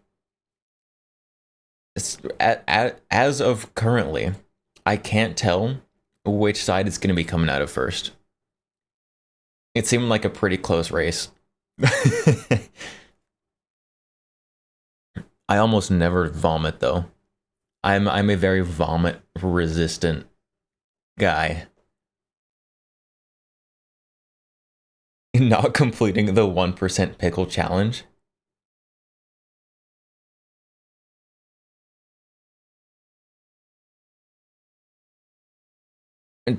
Probably not. I don't know, we've eaten. Right, hold on, where's my measuring device? We're gonna pull out some calipers.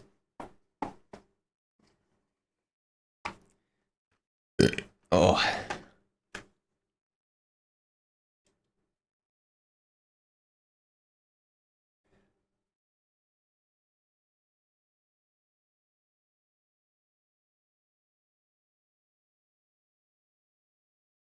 We've eaten about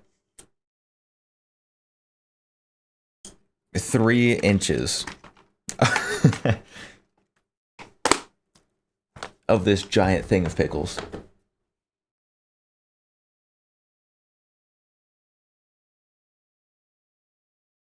Am I regretting not just going with 40 nuggets? 40 nuggets would be so much easier.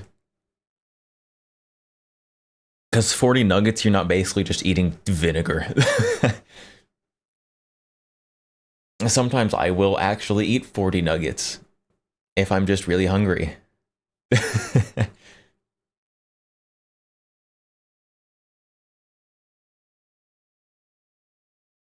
don't know, we could probably figure out by volume how much that would weigh.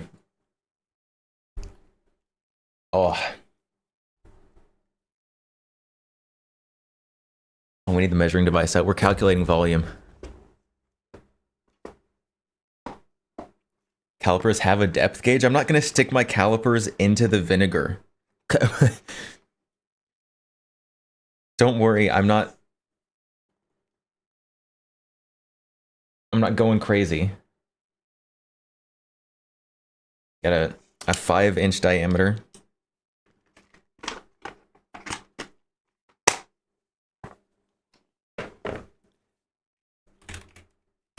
All right, so the volume, a 5-inch diameter. So we've got pi times radius squared. We've got 2.5 squared times pi. 2.5 squared times pi times depth of 3 inches.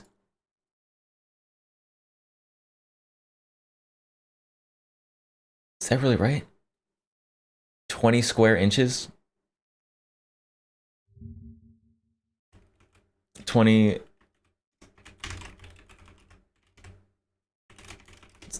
square inches.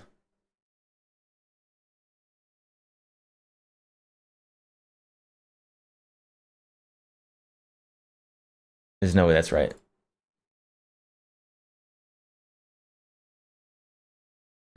Pi times radius squared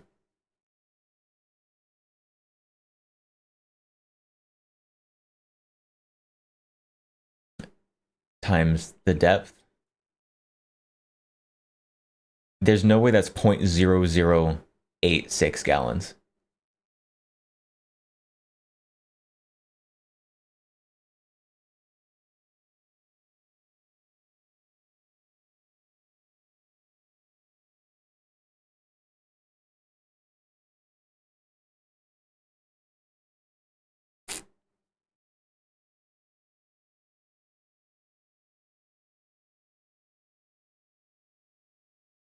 The jar, I know the jar says the volume, but I'm trying to figure out the volume that's empty.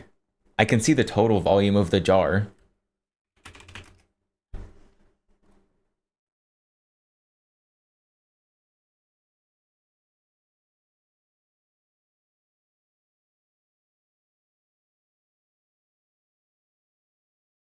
Oh, it's because it's a cube inches. It's because I'm square inches. Square inches is area, not volume.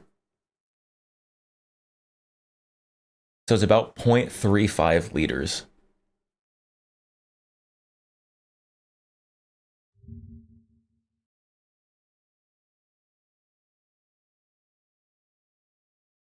How much does 1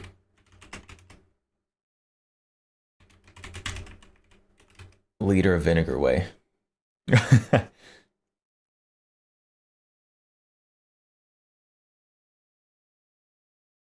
Jar volume.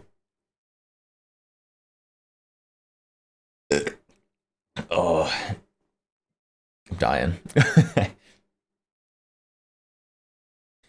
Eaten inches divided by total inches.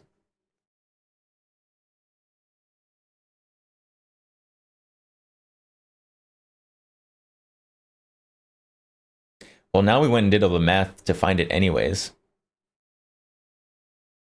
There's no way that's only 0.35 liters.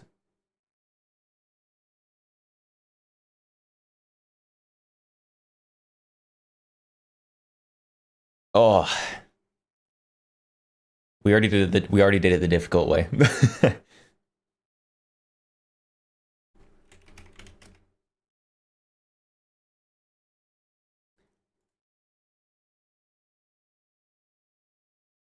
0.35 to gallon.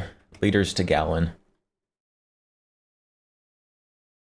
Just under 0.1 gallons. 1 gallon of vinegar is 8 pounds. So we've eaten almost 0.8 pounds of pickles. We can't stop when we're that close.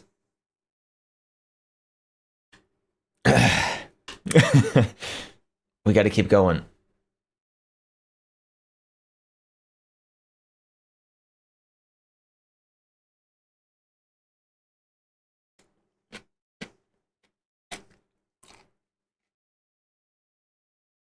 Oh.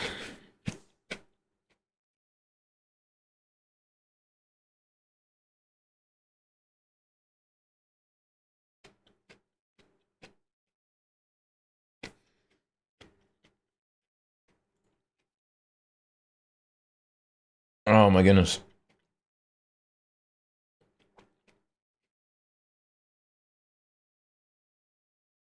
Who let me do this? You shouldn't have.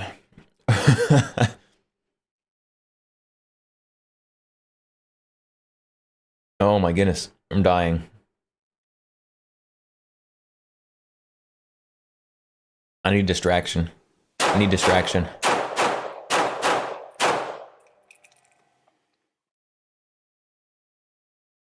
Aimpoint Hey guys, thanks for PC-80. tuning in to another video on ForgottenWeapons.com. I'm Ian McCollum, and The 80s I'm Aimpoint here today gun. in Malmo, Sweden, visiting Aimpoint and taking a look at all of the guns of Aimpoint's firearms division, which is in fact right here. Aimpoint's firearms division had one gun. So Aimpoint was founded in 1975. It was a combination of an idea by a Swedish inventor named Arne Ekstrand with the financing of a wealthy Swedish entrepreneur by the name of Gunnar Sandberg. They combined to produce the, in fact, I have I'm gonna scold Gotcha for letting his roommate eat too many pickles. Aimpoint Oh, no. electronic red dot optical sight. Both of these guys were actually Distraction. Imagine a DOE upper on a Glock mag lower. You take that back right now. You take that back right this instant.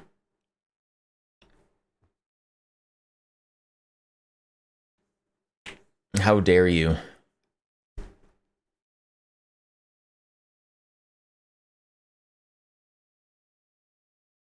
I do. Speaking of 635s.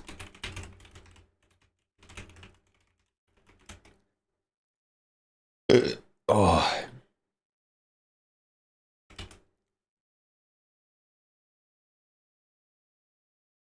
The Colt 635 integrally suppressed. What was it called?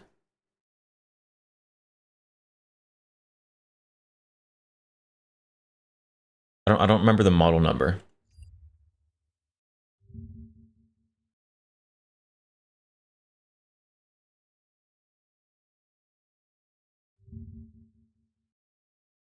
Oh, the 635 SD, apparently. That's just what it is.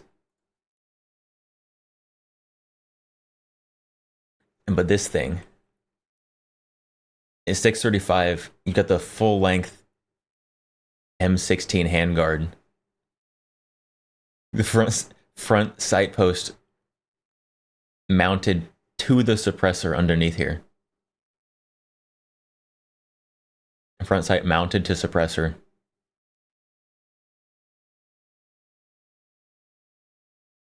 I really want one of these.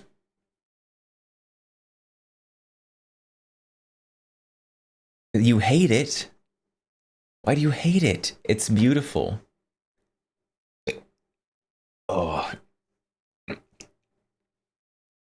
The burps are trying to bring extras with them.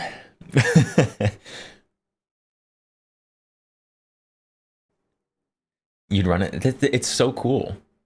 I mean, it literally looks like somebody took a Dremel to the upper clamshell. But other than that, Pretty cool. Or that is beautiful. Look at how cool that is. Look how unique and interesting that is. Also, look how large this suppressor is. This thing's got to be so quiet.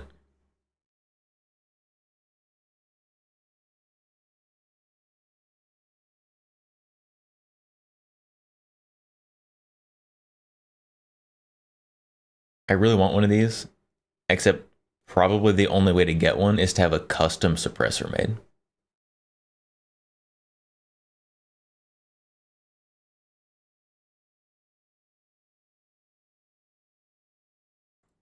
Figure out how to do it with an A1 handguard, then get back to you. It's very similar to an A1 handguard.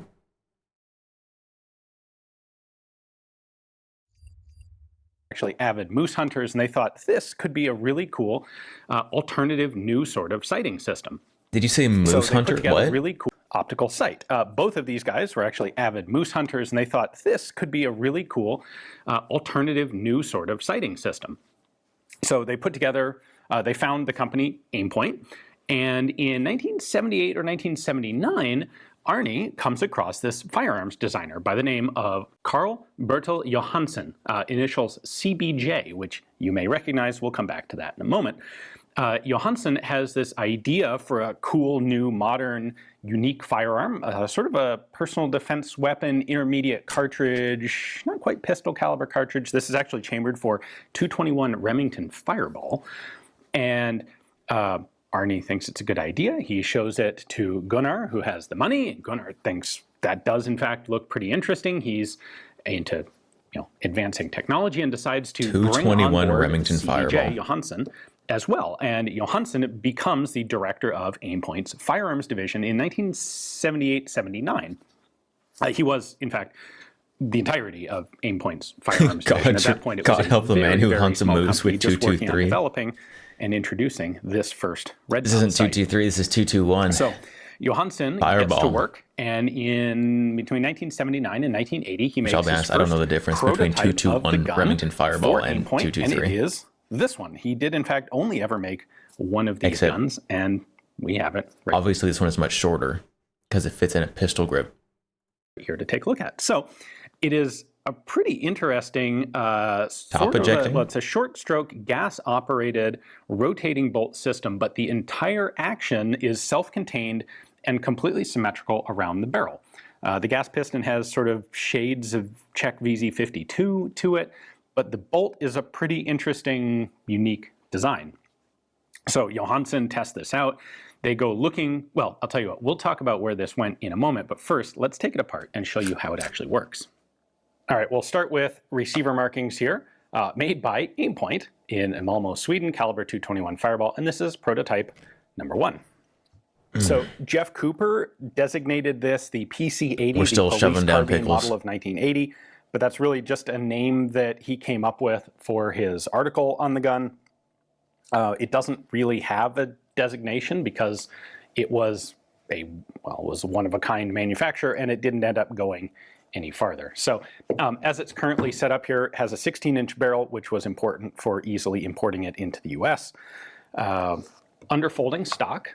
So in order to fold this, Moose laughs in you're crumpled going car. to push in Who's hunting on moose this from their car? latch button, pull the stock down, then it rotates up under the gun, and we have a spring-loaded tab right here. Push that in. I can fold the butt plate down, and it collapses nicely like that. This, of course, is sort of the civilian semi-auto version. This is, by the way, semi-auto only. They did, of course, have plans for a military pattern that would have the barrel cut off right about here and be selective fire. All right, in That'd be terms of pretty cool. controls, it is top ejecting, so that's your ejection port. The I want to see the charging alternate handle is history a pair where Aimpoint became a complete firearms manufacturer with military contracts.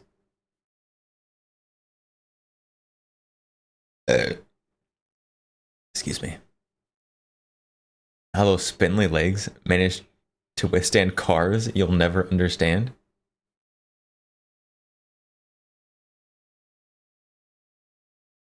Moose are a terrifying force of nature. Of handles here on the front. It's important to note at this point that the gun was developed for iron sights. At the time, there weren't really any red dot sights out there except for the brand new Aimpoint, and that was still sort of a developmental work in progress. So the rail here was added at some point. Cooper's article actually has pictures of him shooting this one with an Aimpoint electronic on it. But this rail blocks the iron sights, so I'm not sure if they had a different sort of rail attachment on it in 1980, or if they just unscrewed the rail completely. They are literally built different. Screws here that hold it on. Anyway, the Aimpoint 5000 that's on it today is not correct to when it was originally manufactured, and not time period correct. Kind of gets in the way of the charging handle because you have to pull this back. So what I found is that the easiest way to charge it is to reach up underneath the action, grab these two, and that's not awful. It's not ideal, but it's not the worst. There is no manual safety on it. There is no selector switch on it. Remember, this is a prototype. Had it gotten into production, it would have had both of those features. And then the magazine release is here on the back of the grip. It is a very large grip, very sort of 70s. It does have a rubber sleeve release around it, which is kind of nice. And it holds the magazine inside the grip itself. So actually looks it's around the time that everyone was deciding that's not what they wanted to do. This is a single-stack 8-round capacity magazine. Like I said, it is chambered for the 221 Fireball cartridge. This fires a 50 grain, in this case, soft point. This looks like a midpoint between a 5.7 and a 5.56. It's like a family. 5.56 is the dad. This is the mom. 5.7 is the child. It's like a family photo. Projectile, 223 caliber projectile, at about 2,400 feet per second. And magazine holds 8 of them. They did make a double stack magazine for it, the location of which is unknown at this time, but you can see that there are blocks here on the front and back of the magazine, so it would be very easy to make a double stack. Designed it with underbarrel charging handle that doubles as a foregrip. Gone beyond the first one. Why? The rear sight is a drum that and you rotates couldn't pull back in your foregrip. You pull yourself out of battery. Small aperture there for more precise shooting. You've got a wide open. There we go. Wide open big V notch for quick close range shooting, and then you've got a smaller, more precise aperture that is for longer range. Weird. All right, rear sight starts barrel with a pin here that holds the fire control group onto the main action of the gun. This is a little tight, so I'm just going to tap it out with a plastic punch. So with that pin out, I can slide this back and it'll pivot. Oh, Chad, I don't want to eat any more pickles. I don't want to do it. There we go. I feel like Dumbledore. And now you can see the action here. So this is technically a bullpup. When Harry Potter's forcing him to eat whatever that liquid was in that cave. The trigger is up in front of the magazine. It has a pretty good trigger to it though, because the connecting bar is this. Let the hammer down here for a moment. This nice hefty solid bar. So you don't get a lot of flexibility in that. It's a simple hammer fired semi-auto system. So when I pull that bar back, what I'm doing is pulling this sear forward, which is going to release it off of the hammer, allows the hammer to go up, and then this is our disconnector. So the bolt's going to go forward over that. Eat the pickles, don't encourage me. Which forces the hammer to recock. I am doing when it goes back. So not much going on there. Now, moving on to the rest of disassembly, the original idea was that the rear end cap of I'm getting the rumblies. Has a key. There are rumbles starting to happen down below. And you're supposed to rotate this key up to this position, and then it will slide out. However, the tab that locks it in place has actually broken off over time, which suggests to me that there's perhaps the bolt was going a little faster at end of travel than they had anticipated, and it was probably battering on this.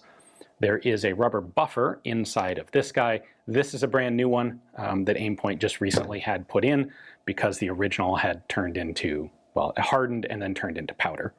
So rear end cap there.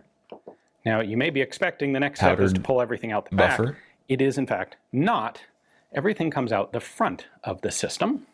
So to remove it, we actually have to remove this cross pin, which is locked in place by the front sling swivel. Pull that off.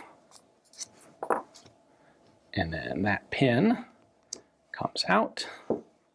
With the pin out, we then disconnect the recoil spring by pushing in this tab and lifting what is essentially a top cover, which is pretty cool. So the recoil spring is located up here. It's connected to the charging handles right there. And then this lug drops into that hole in the bolt assembly. So we lift this up, and then we can pull everything out the front of the gun.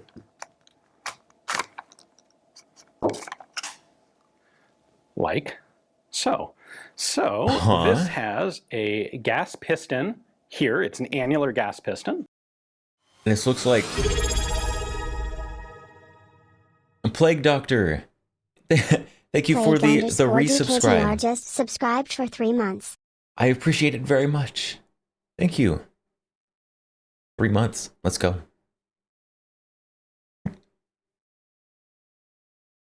I'm sorry that I'm currently dying. This looks like the gas ring on like a Browning Maxus or something. Definitely reminiscent of the Czech VZ52. Or the Czech VZ52. That goes back just this short little distance. You can see the beginnings of gas rings there, which we'll get to in just a moment. It pushes back this. This, of course, has the hole where the recoil spring lug locks in. When this starts to move back, it's going to rotate these two action bars, which are connected to the bolt, which is all the way back here. So that's actually the firing pin at the very back. When this moves backwards, you can see it's going to unlock these two bars from the locking lugs on the top and bottom, like that. Then this element can cycle all the way back.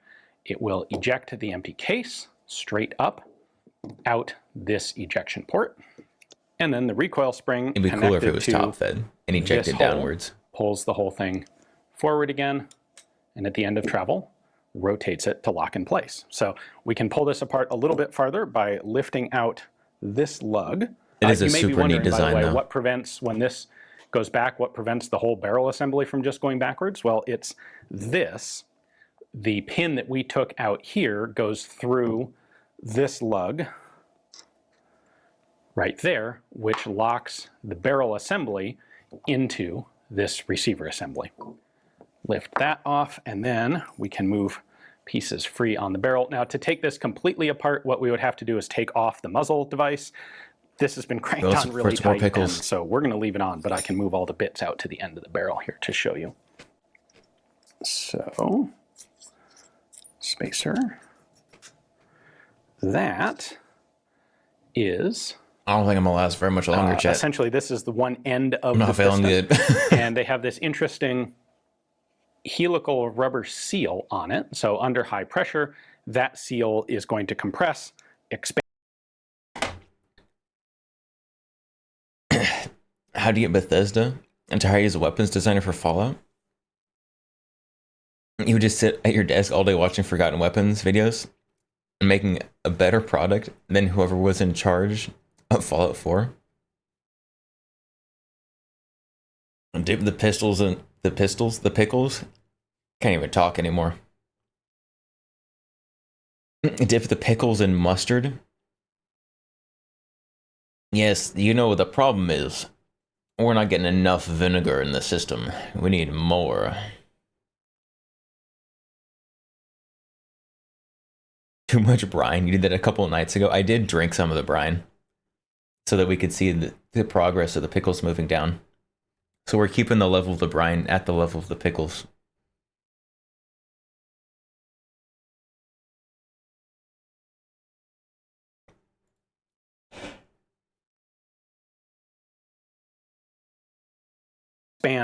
compresses this way, expands that way, seals gas in, which forces the gas tappet to go backwards. Once pressure has dropped a bit, once the bullet has left the barrel, pressure on this drops. You want to grab food? Your cat is curled up on your lap. You're a prisoner. Out the barrel. You're a prisoner of the cat. So there's the gas tappet. There's the gas port. It's drilled in at an angle, a little bit like that. Chat wants to see me suffer, apparently. Off, I can rotate this forward. But chat, you should be happy. Take this guy off because the suffering is currently happening. So this is the bolt. These are its locking surfaces, right there, right there. These two cam lugs operate inside this guy, so that's what forces it as it goes back and forth. Those two lugs are the what machining force it to on this looks rotate to lock and not unlock. simple. Looking up inside there, you can see the ejector there, and there's an extractor at the top, and then this is the firing pin that's going to protrude forward when it gets hit. So the firing pin, I think, also probably acts as a little bit of a buffer when the bolt hits its end of travel. This whole thing is the barrel, so it's a 16-inch long barrel, and the whole gun's a bit short because it's in bullpup configuration. It's got the locking surfaces, or the other half of the locking lugs added onto it here, not machined on, but as a separate component, fitted onto the end of the barrel, and of course chambered for 221 Remington Fireball. All right, one thing I want to point out here is it's pretty cool that somebody needs to remake this in a modern caliber, axially around the barrel. We have a gas system like this on, say, the Czech VZ52, and of course the German G41s use similar sorts of annular gas pistons, but all of those guns will connect also annular is a very funny word, to a much more traditional single op rod, usually on top of the barrel, and a regular sort of bolt carrier. What CBJ did was make the entire thing basically symmetrical around the barrel axis, and that's a cool design element. Also, worth pointing out here, on the camming cylinder, there are actually two control holes. So of course this is where the lug in the recoil spring fits, and you'll see it's a round lug here with a square lug at the base, and that is because the round lug fits in this, and the square lug fits down inside here in the barrel itself. But there are two of them cut into this component, and you'll notice that this one is pretty close to this marker line. This one's a little farther forward. This is where Johansson was experimenting with dwell time, because the farther forward this is, the sooner this is going to start moving and unlock the bolt after you fire. And so he ended up going with this slightly longer lock time, or slightly longer dwell time, which means the system remains closed and the bullet moves down out the barrel for a slightly longer time before this starts to unlock. One other thing we can do here at the end is actually pull out the firing pin. So to do that, I'm going to push it forward and then push down on that.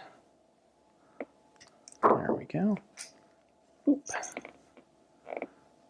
So how many times do you think detent spring that holds it in place? He practices taking apart the gun before he records? That's the firing pin spring, and that is the plunger ejector. So he actually designed this such that it's going to go in like that.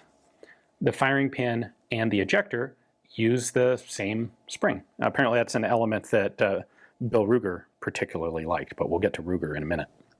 You may be wondering about the choice of cartridge, 221 Remington Fireball. Well, remember this is like 1978, 79 when he starts working on the project, and there aren't a ton of necessarily common PDW cartridges out there. This is not being done with the cooperation of a major ammunition or major firearms company, and so Johansson had to pick a cartridge that was readily available on the commercial market. 221 Remington Fireball is. It is sort of 5.56 light, so it's a 50 grain bullet at about 2,400 feet per second. What if you have parts left over? Which, by the way, there's is usually also some a little extra bit space, like underpowered and sometimes has in difficulty the trigger fully group or in their cycling action. the action Just of put this them in there. carbine. But It'll be okay. One of the other choices that was considered was 30 carbine. I don't know the exact rationale why he went with 221 instead of 30 carbine, but 30 carbine was obviously something he was aware of and considered. It had just been higher velocity, seemed to be more was certainly a thing to say. more forward-looking choice. I think today this makes a pretty decent analog for 5.7 by 28 or 4.6 as sort of a PDW cartridge. It's a little more powerful than those two, but it was readily available in 1980, and that's probably the most important element to it. All right, and there you go. There is the Aimpoint PDW, perhaps possibly sometimes called the PC-80, all field stripped. All right, and what better to do with this, since we have access to it and a shooting range, than actually do some shooting. So we have some 221 Remington Fireball here. Wrapping my mouth around pickles. Up. Magazine holds 8 rounds, single stack. Okay, yeah, oh, well. There is a little bit Yeah, it of sounds a little weird, taper doesn't it? to these cases, not much, but enough that the follower is actually running in a track that's not quite exactly parallel to the body I don't know if of there's the a better way magazine, to and phrase that. is so that the follower maintains I don't think there is. the correct angle with the stack of the cartridges so they feed reliably. So like I said, the easiest way I found to do this was to put one hand underneath, grab both of the charging handles, and bring it all the way back. There we go. In battery. All right, here we go. I'm still doing my best, chat. I've eaten a lot more since we calculated the weight last. Like I mentioned, this ammo is actually just a little bit underpowered for the gun.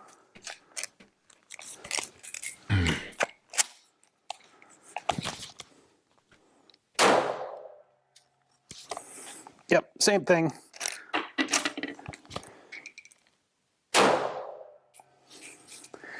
So it's interesting, it's got a fair amount of concussion, although part of that is the fact that we're at an indoor range, but it's got very little actual felt recoil. The gun itself is a little bit on the heavy side, like a lot of prototypes.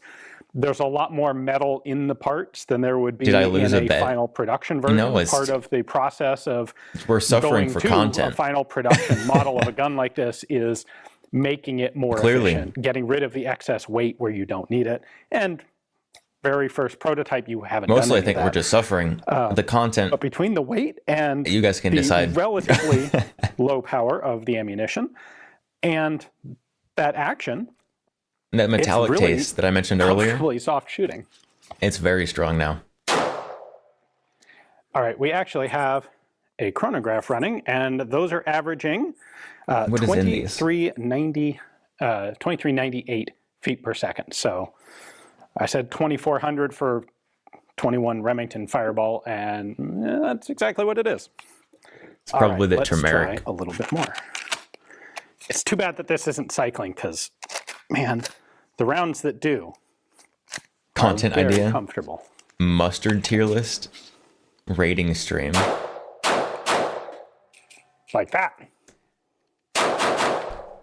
That'd be pretty good. That is really nice to shoot. Yep, last round, and it ate the case. That's a really nice gun to shoot. And I only loaded 7, and they all ran very nicely there. All right, let's go back and talk about what actually happened to this. All right, so in 1980, they have their one prototype gun, and it's kind of clear that Aimpoint as a company doesn't have the infrastructure to actually manufacture a firearm in any sort of large quantity. They're still a quite small company. And so the two engineers, Arne and Johansson, or Ekstrand and Johansson, go looking for a partner to get into this business, as well as a market for the gun. They weren't going to sell a lot of these in Sweden, kind of the natural place to sell something like this. Turmeric is a blood thinner, isn't it? Oh, it's in pickles. Make a 16-inch barrel for it, and they head over to the United States. They talk to It's Bill in these Ruger, pickles, at least. which in 1980 seems like a fairly good choice. Ruger thought it was a cool idea, but wasn't apparently interested in doing any manufacture. They also talked to Jeff Cooper, and in fact, in the October 1980 edition of Soldier of Fortune, Jeff Cooper wrote a brief review of this exact gun. It's kind of cool. The article has pictures of Cooper shooting this one. Now, naturally, Jeff Cooper used this article as a means to decry the use of tiny little pipsqueak cartridges like 5.56 and 221 Fireball. And his takeaway is that this is a cool system, and part of what makes it cool is it could be easily rechambered to 44 Automag, which is a much more sort of Jeff Cooper cartridge. But I'm a fan of 44 that, alas, did not Automag. ever happen.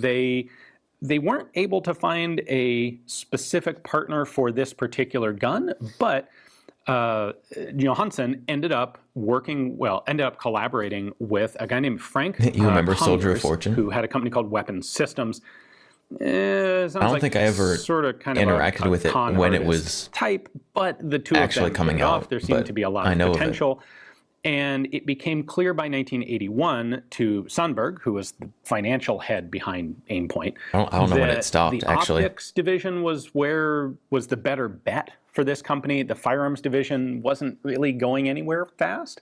So Aimpoint and Johansson parted ways amicably in 1981. Aimpoint retained ownership of the patents of this system, but Johansson was released to actually move to the United States for 7 or 8 years and work for Weapon Systems, where he did some other weapons development. Weapon Systems wanted him to just basically copy this, but evade the patent. And he wasn't willing to do that, which is kind of cool. Instead, he developed some other systems for them, which didn't end up going anywhere. And by '89, he moved back to Sweden. And as I said at the beginning, You're you may just that recognize old. those Oh, no. CBJ initials. Today, he is still working on firearms 80s isn't development, that old. and in particular has a 6.5 by 25 millimeter cartridge, a necked down, saboed, armor-piercing cartridge that has some pretty cool elements of its own. We'll cover that in a separate video, but his first firearm development was actually for Aimpoint, and it's this. So hopefully you guys enjoyed the video. Big thanks to Aimpoint for giving me access to the one and only surviving prototype of this piece. Thanks for watching. It's very cool. I'm jealous. I don't get access to one-of-a-kind prototypes.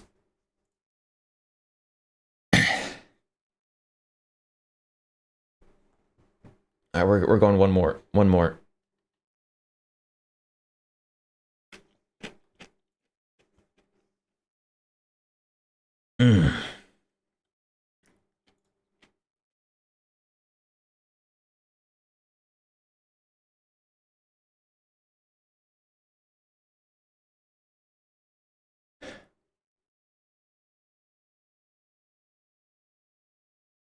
Cats are afraid of cucumbers? Well, I'm not a cat, so that's good.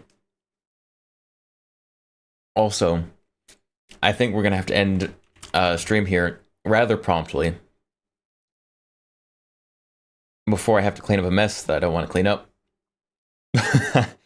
So we're going to raid out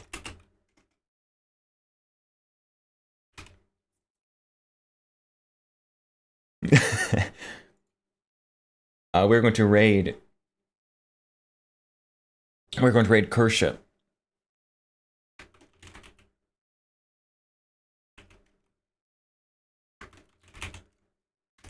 We have raid messages. Raid Shadow Legends. We're going to raid Kershaw. Kershaw is just gone offline. Just kidding. We're not going to raid Kershaw. We are going to raid. Oh, who do we raid? I don't know. Raid canceled. Yes, that's because the person we were raiding literally just went offline.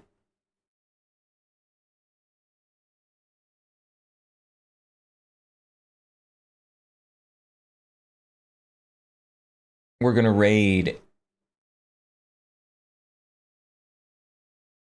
That's why they went off. They're running from me. They're running from me and my pickles.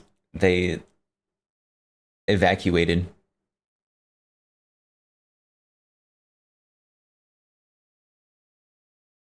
Just discrimination.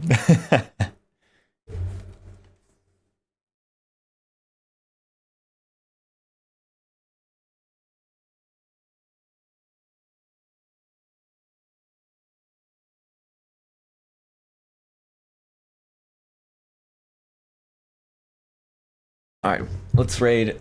Let's raid.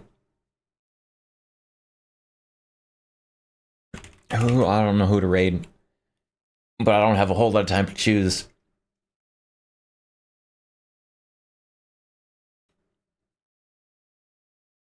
We're gonna raid pickle. Oh, not the. We're gonna do a pickle raid.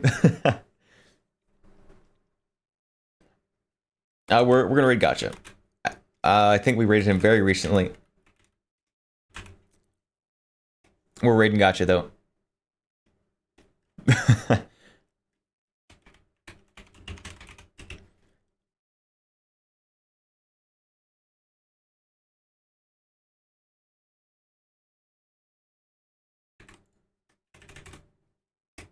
There you go. If you're a sub, want a raid message, there you go. Sounds like it might we're gonna be evacuating something. But I will see you all next time. I'm planning on streaming tomorrow. Unless I perish. In the meantime. Otherwise, thank you for stopping by and watching me suffer greatly. I will be back next time. Bye. Pickle says otherwise. We'll see what Pickle says. Goodbye. Goodbye, Manson. Goodbye, Plague Doctor. Goodbye, Majestic Potato. Not the BAFTA. Ferocious. Anyone who may be sticking around. Thank you for the follows today. For the sub. Next time, garlic. We're not eating just straight garlic. I will see you all